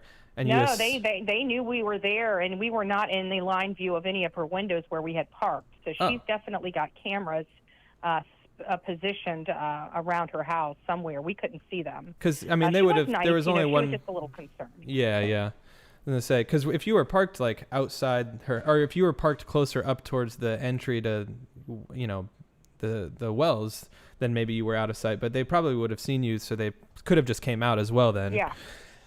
I don't know. But yeah, if there were cameras, that would be interesting to know how long those have been up, for one. Like, did they just install those in the last, 8 months since all of this has happened? Or were those up at the time that this all happened, So they could have been installed. We didn't ask her those questions when we were there. We were just, letting her know that we were just taking pictures of the, because right there on the stop sign is where, and they actually have a little post that stands up, and it has like a little shelf where they put some stuffed animals in memory of Summer Wells right there on that corner. So it was a cute little display there as you go on to Ben Hill Road for Summer. Okay. Nice. So having been out there, which I know a lot of people, what are some of the things that you took away from being out there? Like I said, I'm not entirely sure what all came from your guys' trip. Like, what are some of the things, the takeaways from your guys' trip out there? So there's almost like a creek that runs around the bottom of their property. And their property is up on a steep, it's not quite a mountain. It is part of the mountain, but it's a steep hill that goes almost up. It's not quite a 90-degree angle, but it's pretty steep. And so you have that creek that runs around it, and the steepness of getting up to their house on, even their driveway goes up. It's very, very steep as you're driving up, So we've never stepped. I personally have never stepped on their property, but you can see it from the road. And they do have the steepness. What I took away from it, and some of your people may agree with me, some of them don't, because this is where the contention comes with some, people that like me and don't like me. It's just that I don't believe that there's any possibility of an abduction, because outside of their driveway, there's really no good way to get up and down to their property. Yeah. And I mean, I don't know if it would have been videos I was seeing from you guys then. Obviously, there's so many videos that are out there that have floated around. And so it could have been videos even that you guys got from down more towards Beach Creek, but looking up towards the property, I felt the same way, at least in that it looked so treacherous that imagine it even rained the day before. It was a little muddy. Like, people try to like hike around on not like places that aren't like trails, beaten down paths, and it's like even a little bit of moisture, or even if there's no moisture, it's like so difficult. And like what I gathered from some of those videos is like, yeah, that looks pretty difficult, even if you were a pretty in shape person, to just like go up and grab screaming someone. 5-year-old kicking, right. And not only that, but you have this this creek that goes around the property. And the creek on the Beach Creek side actually goes down. I mean, granted, there's not a whole lot of water in it at the bottom, but you still have, a 2 or 3 foot drop into the creek, and then to climb out on that side. The other takeaway is I was under the misconception that you could get to that shed on their property, the big shed from the house. You can't, because again, you have the steep mountain, you've got the creek, and then you got the shed. You could only get to that shed by going down their driveway, down Ben Hill Road, turning on Beach Creek, and then going into the driveway on that shed. There's no real good access to that shed from the property. So that was another misconception that we were able to visually see from there. Right. And, the dogs, they didn't have near as many dogs when we were out there the day there's a cemetery right across the street from their house, literally right across on the other side where you saw the house that I said had cameras. Yeah. If you turn the camera the other way, there's a elevated cemetery right there. Yeah. And so we were over there at the cemetery, and the dogs were picking up our scent and going crazy. I've got the dogs and we were literally across the street, far away from their house, and you can literally hear these dogs going just completely berserk. So it just puts in our mind, how all this could have transpired for it. But I think when Ronnie Lawson came out yesterday and said they're not cooperating, I think that's the first time we were able to hear from law enforcement that they are truly, focusing in on the parents. Right. Yeah. I mean, it's good to hear. I mean, I know we've gone over the 5-minute limit, but it sounds like a lot of people are like definitely excited about hearing from you. And I'll have to go check out some of your stuff, by the way, as well. It's definitely mixed. It sounds like some people are like, why were you taking photos there? Like, what's going on? Obviously, you guys were hopefully just there to try to get as many answers as possible. What are your thoughts like overall now with the case? Like you said, with Ronnie Lawson talking, do you think he wasn't saying as much as he probably could have been saying? Do you think he's trying to get something to spill, like someone to speak, whether it be Dawn from jail or Candace now that she's alone? Like, real quick, what are your thoughts on that? If you don't want to. I don't know. Yeah, no, I don't know. I think he's just frustrated. I think they're out there. I mean, even we were out there. We were out there in the pouring rain and 30-degree weather looking for her in abandoned houses. And I was actually just putting up some videos tonight about some of the places that we looked. But I think he's just frustrated because you got to understand, Ronnie Lawson has kept, and I'm not a fan of Ronnie Lawson, so it's not like, I'm very much not a fan of his because, I just felt like they should have been arrested for something way early on, not here it's 9 months later and they're still living high on a hog. But that's just my personal opinion of it. That's my personal belief. Everybody has the right to their own opinions. But I feel like he's been so tight-lipped. I mean, they have all been so tight-lipped about this. They're very cautious on what they say. Even the statement from TBI when they said there's no possibility of an abduction, they're looking into the to the foul play scenario and the real possibility of her just wandering off. Yeah. And it just seemed true that, but they're very cautious in what they say and how they say it. And for Ronnie Lawson, the first time he actually opens his mouth about this case, it's to say that they're not cooperating and they lawyered up. And then on the flip side of that, you know, Candace makes this horrible written statement out, even though she's all over YouTube. She decides to write her statement down for the media. She doesn't seem to have a problem talking to anybody else. I don't understand why she didn't go on the record herself in person, but she didn't. She sent Grandis to do it, to call Ronnie Lawson a liar. And then we go back and find on Predator Nation her on the February 27th, you know, laughing that her attorney's got this. So she clearly has an attorney. Yeah. I don't know when you came across this stream today, but yeah, I covered that earlier because I saw someone's video that was talking about a past live stream that she was basically saying, well, my lawyer's on that. And so I kind of caught that as well. I was like, okay, well, we have her now saying on the notepad, like, I don't have, you know, any representation, whatever. And then here we have her saying that in the past. Out of her own mouth. Right. And yes. It's like, and it was just 3 days ago. Like, she was just talking about this. So, and I've always said from the beginning, I don't trust anything. I've had many conversations with Don, and, you know, he lies a lot. Candace lies a lot. They, you know, so hearing people were trying out, again, I'm not a fan of Ronnie Lawson. And so for me to have to decide between two people, I believe Ronnie Lawson. Why would he lie about that? What purpose would it do for him to lie that she has lawyered up, when we hear, you know, hindsight's 2020, that she does and truly in fact have an attorney, because she was just bragging about it on another channel. So, you know, I think that they're getting closer and closer. I think that this is heating up more than people may want to believe.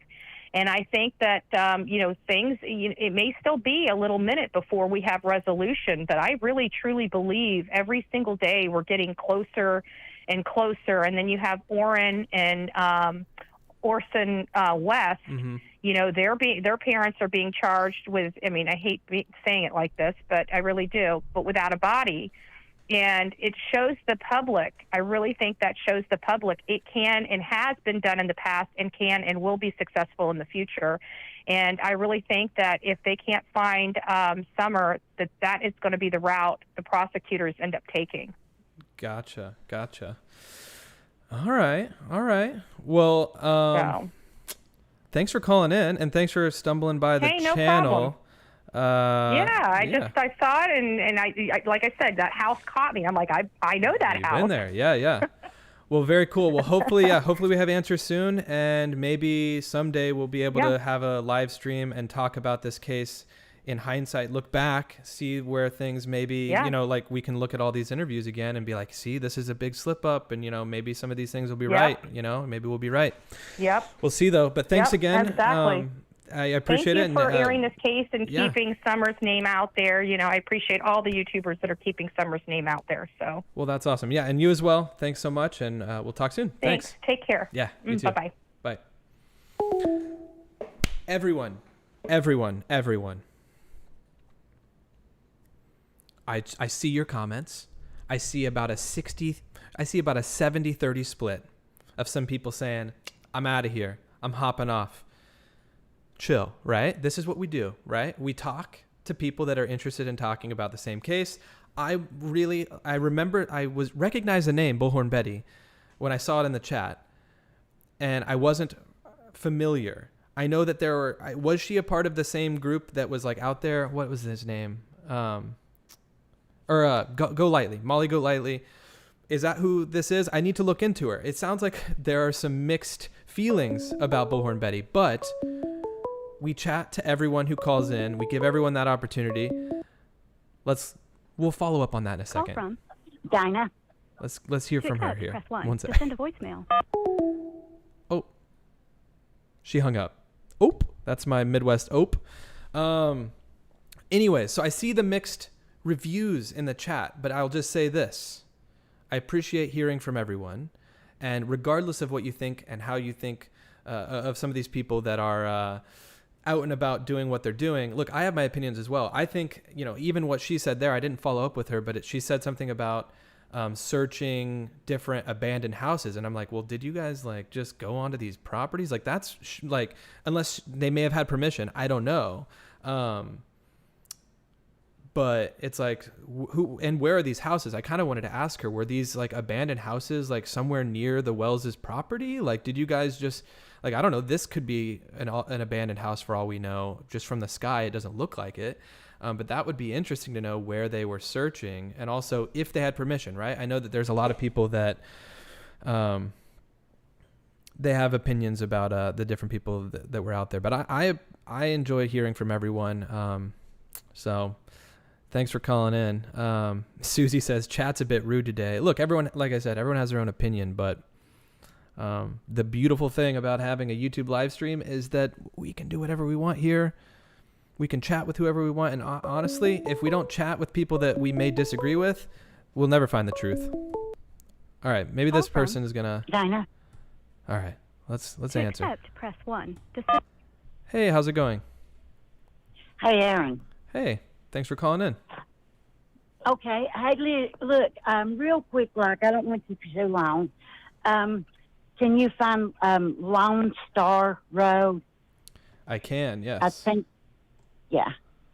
It should be maybe off of Beach Creek. Yep, I'm on it now on the map, which it's going to be delayed if you're watching the stream. Okay, yeah. But yeah. I'm watching this one.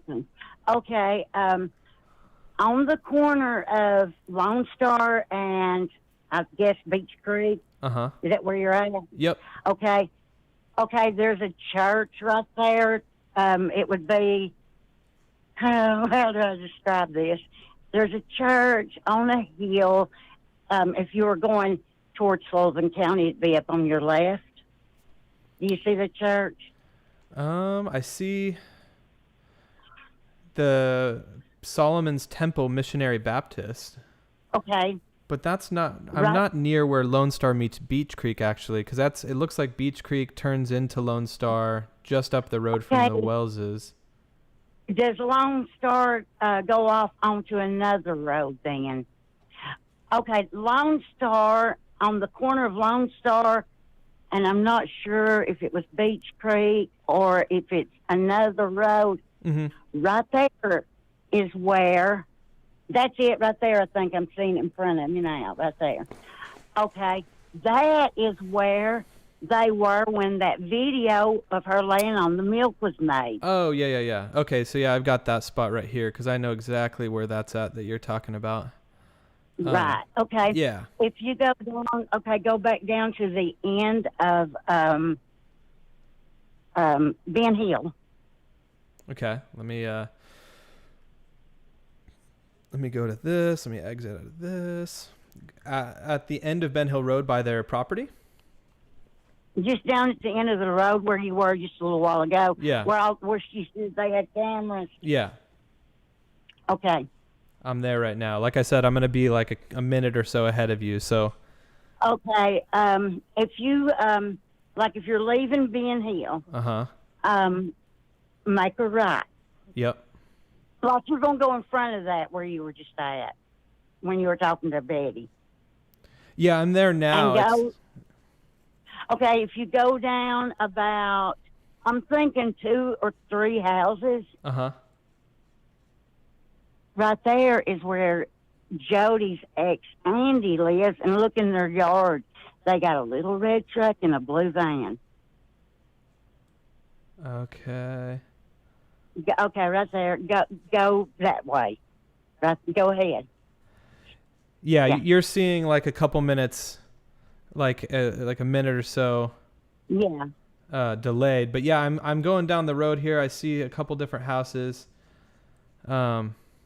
I don't know if I went. I'm pretty sure it's on the right. Oh, I see it. Yeah, I see the red truck and the blue van now. It's like almost a greenish blue van with a white door on it. Oh wow, there's a red Toyota. Yes. Okay. And that's Jody Susan neighbor. Uh-huh. That's her ex Andy. That's his mama's place. Huh. Okay. Yeah, so, both of those were seen, supposedly, the day Summer came up missing, a red Toyota and a blue van. And then Andy's name comes up over and over again. Huh. Yeah, there's definitely several Andys in this whole thing, and I know I watched. Yeah, they are. But that's But interesting. I thought that was kind of interesting. Yeah, I don't think I've ever really focused too much on that. I might have to go back in the property viewer and just look who, because like you said, it's Andy's mom who owns this. But yeah, that's so close to the Wells's place. But yeah, thanks for pointing that out for sure. Okay, That's very but interesting. I'm gonna let you go then. Okay, well, thanks again. Thanks for calling. Okay. All right, Bye. talk soon. Bye. All right. Thanks for calling in. Yeah, I don't think I've ever really focused too much in on that. I know that there's obviously the whole red Toyota situation. So yeah, I mean, that right on the map is like right here. So that's just literally just up the road from the Wells's house. Yeah, that was good. And she was trying to mention at the beginning, which she's right, the Lone Star Road, it's just right over here, which is near where they took the video of Summer in the back seat. So yeah, thanks for that caller. Appreciate it. Amy says, too many in this cast of characters. Absolutely.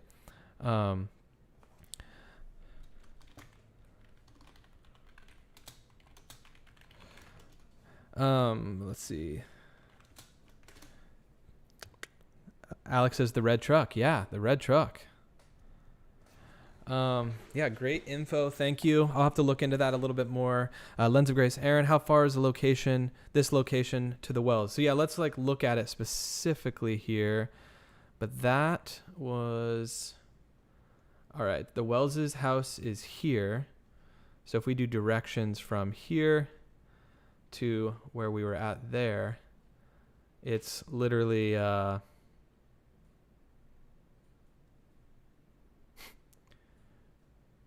miles. So just up the road, literally just up the road is that red truck here. And you can actually see someone in the van. They blur out faces on Google, but interesting.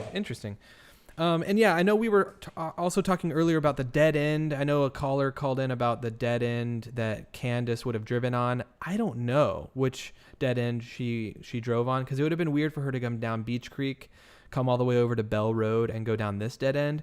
There are many dead ends at the ends of some of these roads, depending on where you turn. A lot of these are dead ends. You can see dead end here, dead end here, dead end here.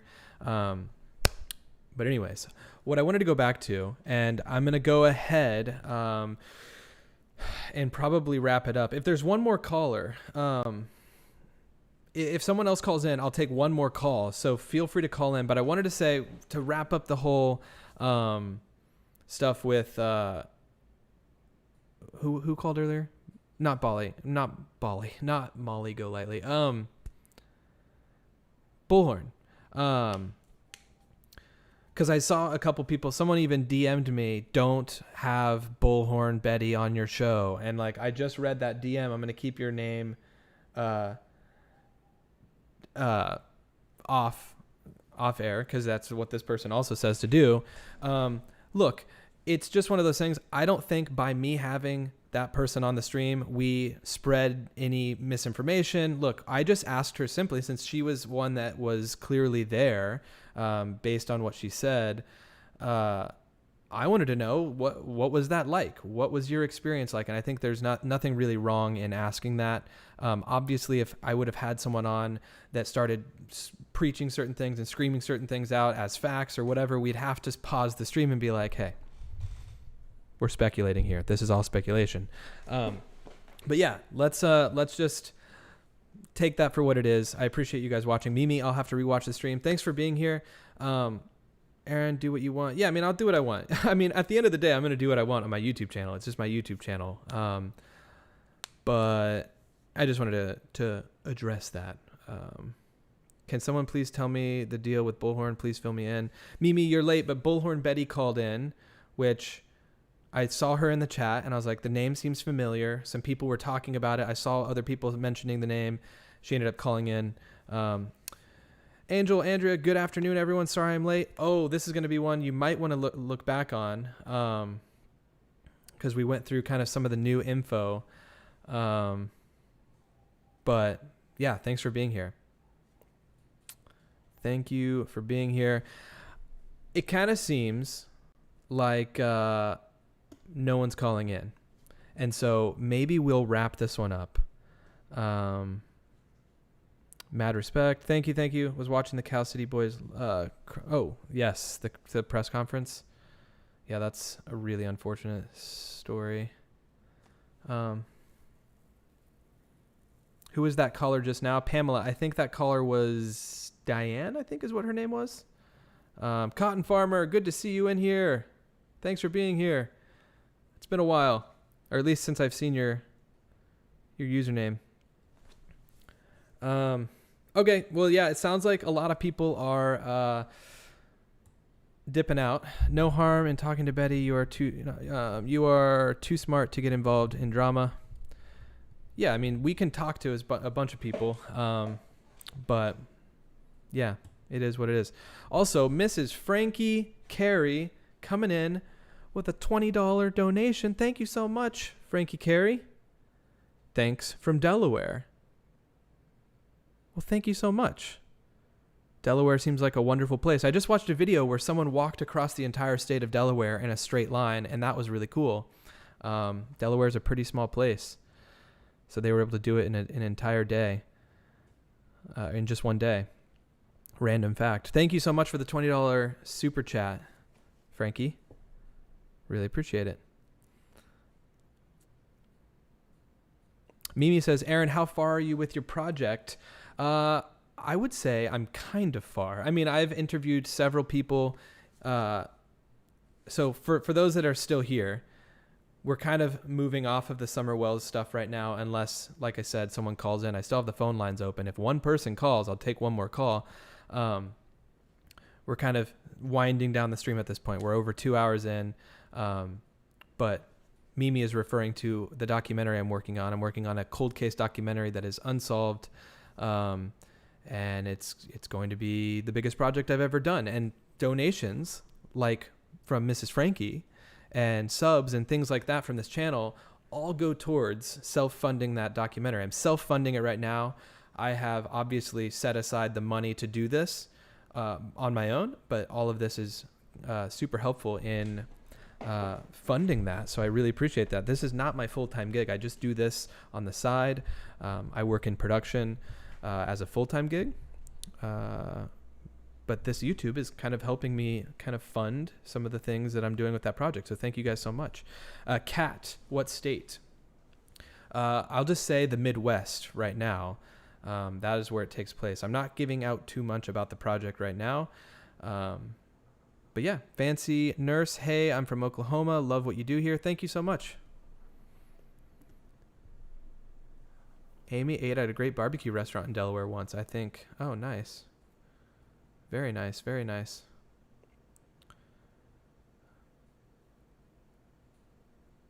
Yeah, everyone hit that like button. Thanks again for everyone who's been here. And thanks to the new members. We have a couple new Tier 2 members. I'll have to get your guys' names added on the list. Here is the Tier 2 members that I want to shout out real quick.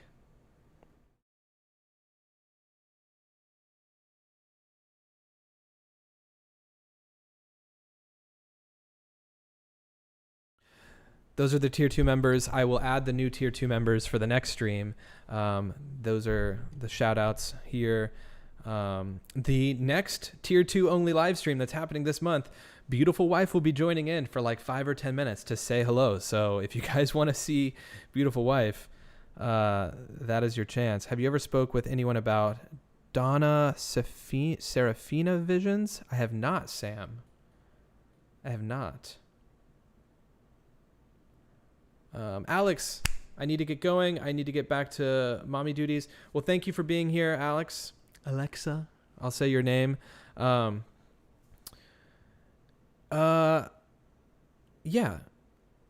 Thanks for being here. Really appreciate it. Have fun with mommy duties.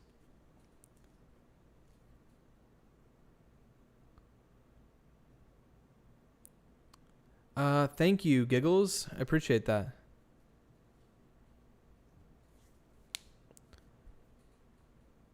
Ollie, thank you. You've been watching since the Gabby and Brian stuff. Thank you. I'll have to look into the Donna Serafina case.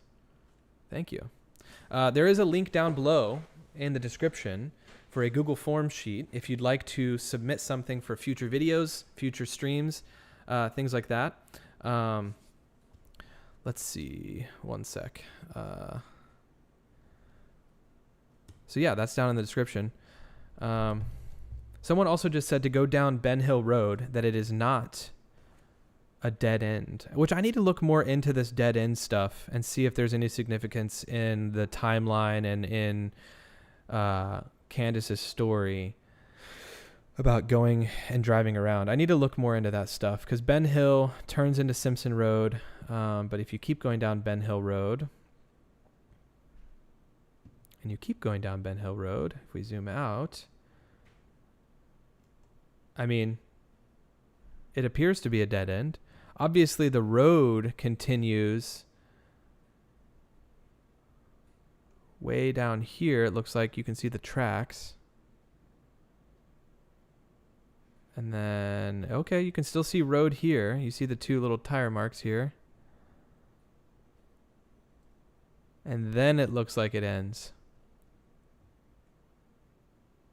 I don't know. It kind of looks like it ends. Okay, so also real quick, I know that people are filtering out. People are heading out.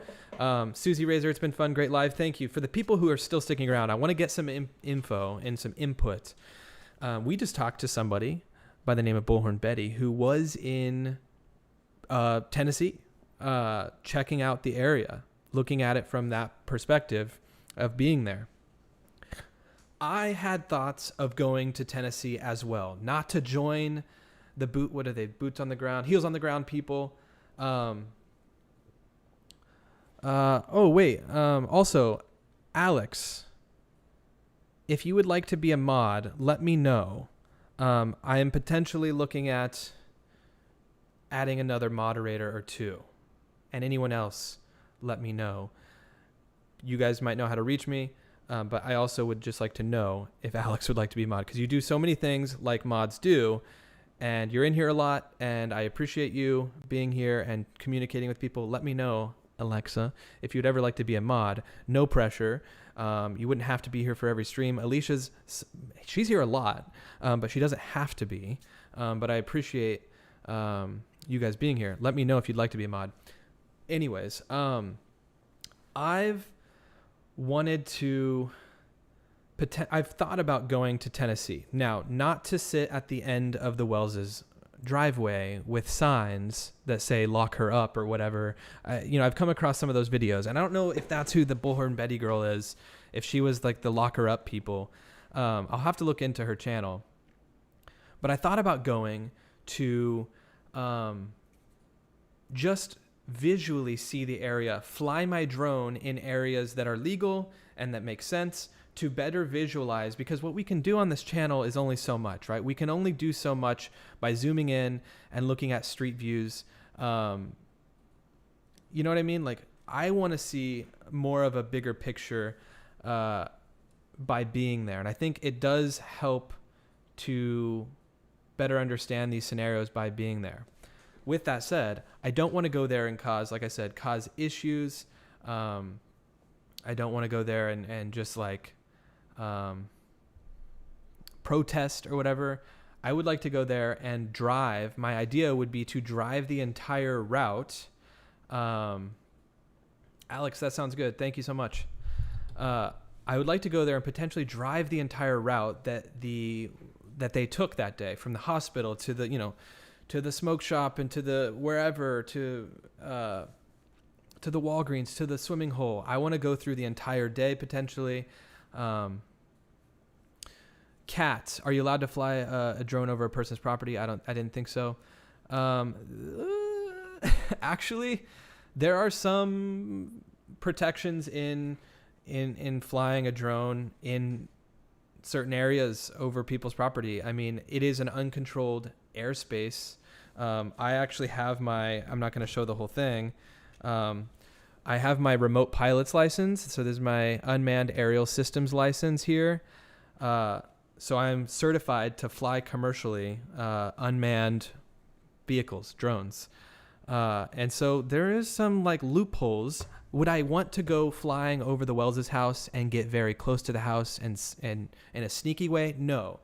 Do I want to fly over that area to see it from a better perspective? Yeah, I kind of do. So let me know what you guys think. I know that people have done drone footage out there. I just would like to do it for myself, maybe make a couple videos in that area. If that sounds at all interesting, let me know. And like I said, I'm not trying to go out there and do anything controversial. But yeah, I'm considering it. So let me know if you guys think, what you guys think about that. Tracy says, I'm sorry, but I would not want to be in an area with the Confederate flags flown. Yeah, I mean, this is literally outside the Wells' house. And yeah, I've noticed that as well. Yeah, it's one of those things. You just got to be careful wherever you go. Because like even the people that are there now, you don't want to be all over people's properties. Yeah, doing anything dumb like that. But I think it would be cool to time out the entire day and drive from each location and see how long it takes, all of that stuff. Can you fly over and down the creeks? There's a lot of areas I could fly near the Wells' house. I've looked at some flight charts. You are kind of breaking rules. Kat, I know you're asking, are there laws protecting people from that? To an extent, you're going to be... Doohickey, you'll need permission from the media manager. Yeah, no, I won't. I can absolutely drive down Beach Creek Road if I would like to. That is a public road. It depends on what state you live in, but I do think it's a law against flying a drone over personal property. I wouldn't want anyone over my property. Here's the thing about it, Kat. There are ways around it. There are planes that fly over your property, but they're just very high up, right? So there are ways to do it without infringing on people's personal property. It is airspace. It's considered unregulated airspace, right? Class G airspace, which is general airspace, which you can fly in. So that's what I'm saying. I wouldn't go spying around, but I could be technically in the air above some of these homes. EM, upgraded membership to level 2. Thank you so much. Really appreciate that. EM. I don't know if you've been level 2 before, if you just, or you're upgrading, but definitely be on the lookout in the community page for the tier 2 stream, the tier 2 only stream at the end of the month. Thank you so much. Yeah, we don't need to go into it as much. Cats, like planes are not close, drones can get close. I'm not talking about like commercial planes specifically. There are planes that you could fly 1,000, 2,000 feet above the Wells' house. That is in a Class G airspace. Does that mean that they're spying? No, like there are small planes that fly over houses all the time, and that's completely legal. Obviously, flying in people's properties and getting super low is somewhat infringing on that. So, Doohickey, she threatened Nerdy, and he was just driving down the road. Yeah, I mean, I feel like... Oh, we're taking one more call, and that's it. Yeah, you just got to be careful. Call from Kira. To accept. Hey, how's it going? Hey, Aaron, how you doing? Good. Thanks for calling. It's Kira here. All right. I was just listening to you saying that I'm driving now, so that's why I couldn't type in. Oh, but I was gotcha. just listening to you saying that about driving, flying your... I think you should. I mean, if you have the time, by all means, go down and check that out. Yeah. There is one other channel, I don't know if you like mentioning creators or anything, that have actually been down there. They're friends with Candace. They've been there to help her and stuff, and they actually cover a lot. And they're pretty unbiased as far as this whole situation, because I know there are some out there that are pretty biased. But yeah. It's Kraken Cases, K-I-N with the little apostrophe Cases. Uh-huh. It's Cam and Alley. They do a lot of work there. They've actually gone there And recently they went around to the different stores. They were talking to them, asking them questions and stuff. So I mean, if you have the time, I mean, why not? Right, 'Cause it's right. like this little girl is still missing. All bottom line is we want this little girl to come home and hopefully alive. You know what I mean? So yeah, if you have that time, go down there and do that. Yeah, I mean, I'm By all considering means, it. Yeah. check it out. Yeah. Because, I mean, I like you, Aaron. You're another one of them that's pretty much unbiased. I mean, you have your biases here and there. I'm not Here going and to there. say, like, completely 100%. But, I Yeah. mean, for at least another look. Because, I mean, I just started my own channel. That's the Kara Emily Investigates. I just started my own channel, and I'm planning on doing a story on this, too. Nice, But nice. I would like to remain as unbiased as possible. Mm-hmm. And I would like to, at least go around and check out all the different YouTubes and all of the media and everything that's out there and just see what's going on. Right. So, yeah, if you can get down there and put your own spin on it, by all means. For sure. Awesome. I Well, wish you would. yeah, if I do, you guys will definitely be the ones to see it. I obviously wouldn't be posting like ahead of time. So if I do go there, the plan would be to go there unannounced and then just come back with all the content. I wouldn't do like live streams from there or anything, just because I don't want to know. Yeah, you don't want to let people know where you're going to be and stuff. So if I do it, this is kind of for everyone watching. It'll just, maybe someday you guys will just see, oh, he went to Tennessee, and then we'll have videos to show after. So that would be the plan. So, but yeah, good luck with your channel and everything. You said Kira, is that your name? Thank you very much. Kara, K-I-R-A. Kara, okay. Kara Emily Investigates. Yes. Very cool. Well, I'll be on the lookout for that. Okay, great. Awesome. Thanks so much. Thanks for calling. No problem. All right. See ya. All right. Bye. See ya. All right. Kara Investigates. All right. I just ended the phone lines. Okay. I dropped the phone lines. Anyone reach out to me on Twitter about being a moderator. Also, I want to say thanks to Miss Frankie for becoming a tier 2 supporter. And thank you so much, Miss Frankie, for your donation earlier. Thank you. I really appreciate that. And thanks for becoming a tier 2 supporter. Really, it means a lot. And yeah, no one would know. Doohickey, no one would know if I go to Tennessee. Look, it was talked about with me and my moderator, Alicia, back in January. I was planning on maybe going back in January, right after New Year's, and some things came up, had to deal with a lot of things that just made the trip not work out. It was going to happen. I was very, very close. No one will know if I go. It'll be a really quick trip there and back, and and then we'll just have the videos that come out after the fact. TD says Aaron will be ethical at least. Yeah, like I said, my plan. Also, Kat, people, you can Google it if it's legal to fly a drone over a person's property. Kat, I appreciate all your messages. Like I said, I'll have to look into a few things. There are the drone world is a little bit loose. It's like the wild, wild west right now of what you can and can't do. Like I said, my plan would not be to fly the drone 5 feet above the house and spy. But I'm only going to do it if it's legal and if I can get away with it. But yeah, thanks for calling. I just ended the phone lines. If you would like to, and I wanted to open this up, I thought about doing this recently just because we do sometimes get quite a few people in here, and I know Alicia sometimes can't always make the streams, and she can't always be here the entire time. It would be kind of cool to maybe get another mod or two. So if you would like to be a moderator, I'm opening this back up.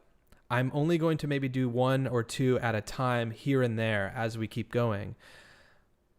Reach out to me on Twitter, or in the description, there's the info for cases. You could always submit your info there, like an email or something that I can get in contact with you on. I'm not going to, like, if 20 people message me, like, just know I'm not going to be getting 20 new moderators. I might get like 1 or 2, which I just kind of extended the offer out to Alex. But feel free to message me on Twitter. It's down below at Aaron Mull Films.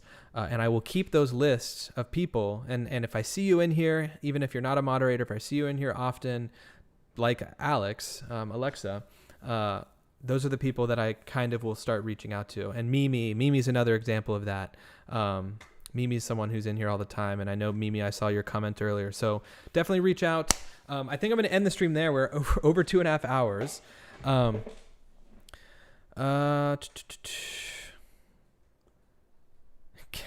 Cat, I appreciate it. Okay. Anyways, we're going to end the stream there. And we'll see you guys next time. Thanks for watching. Hopefully we have some new info to go through soon. Hopefully we have some answers soon.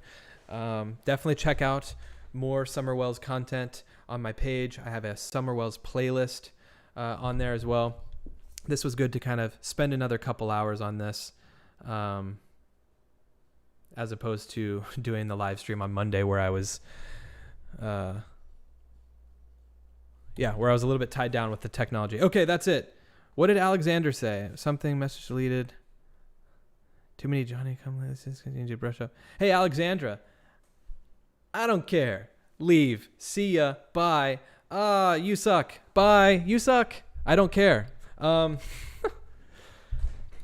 Just go to another channel. All right, that's it. Sorry, I'm getting to that point of the night. I need to have a tall glass of water. Good stream, Claire, Jenny, Tracy. Thank you guys.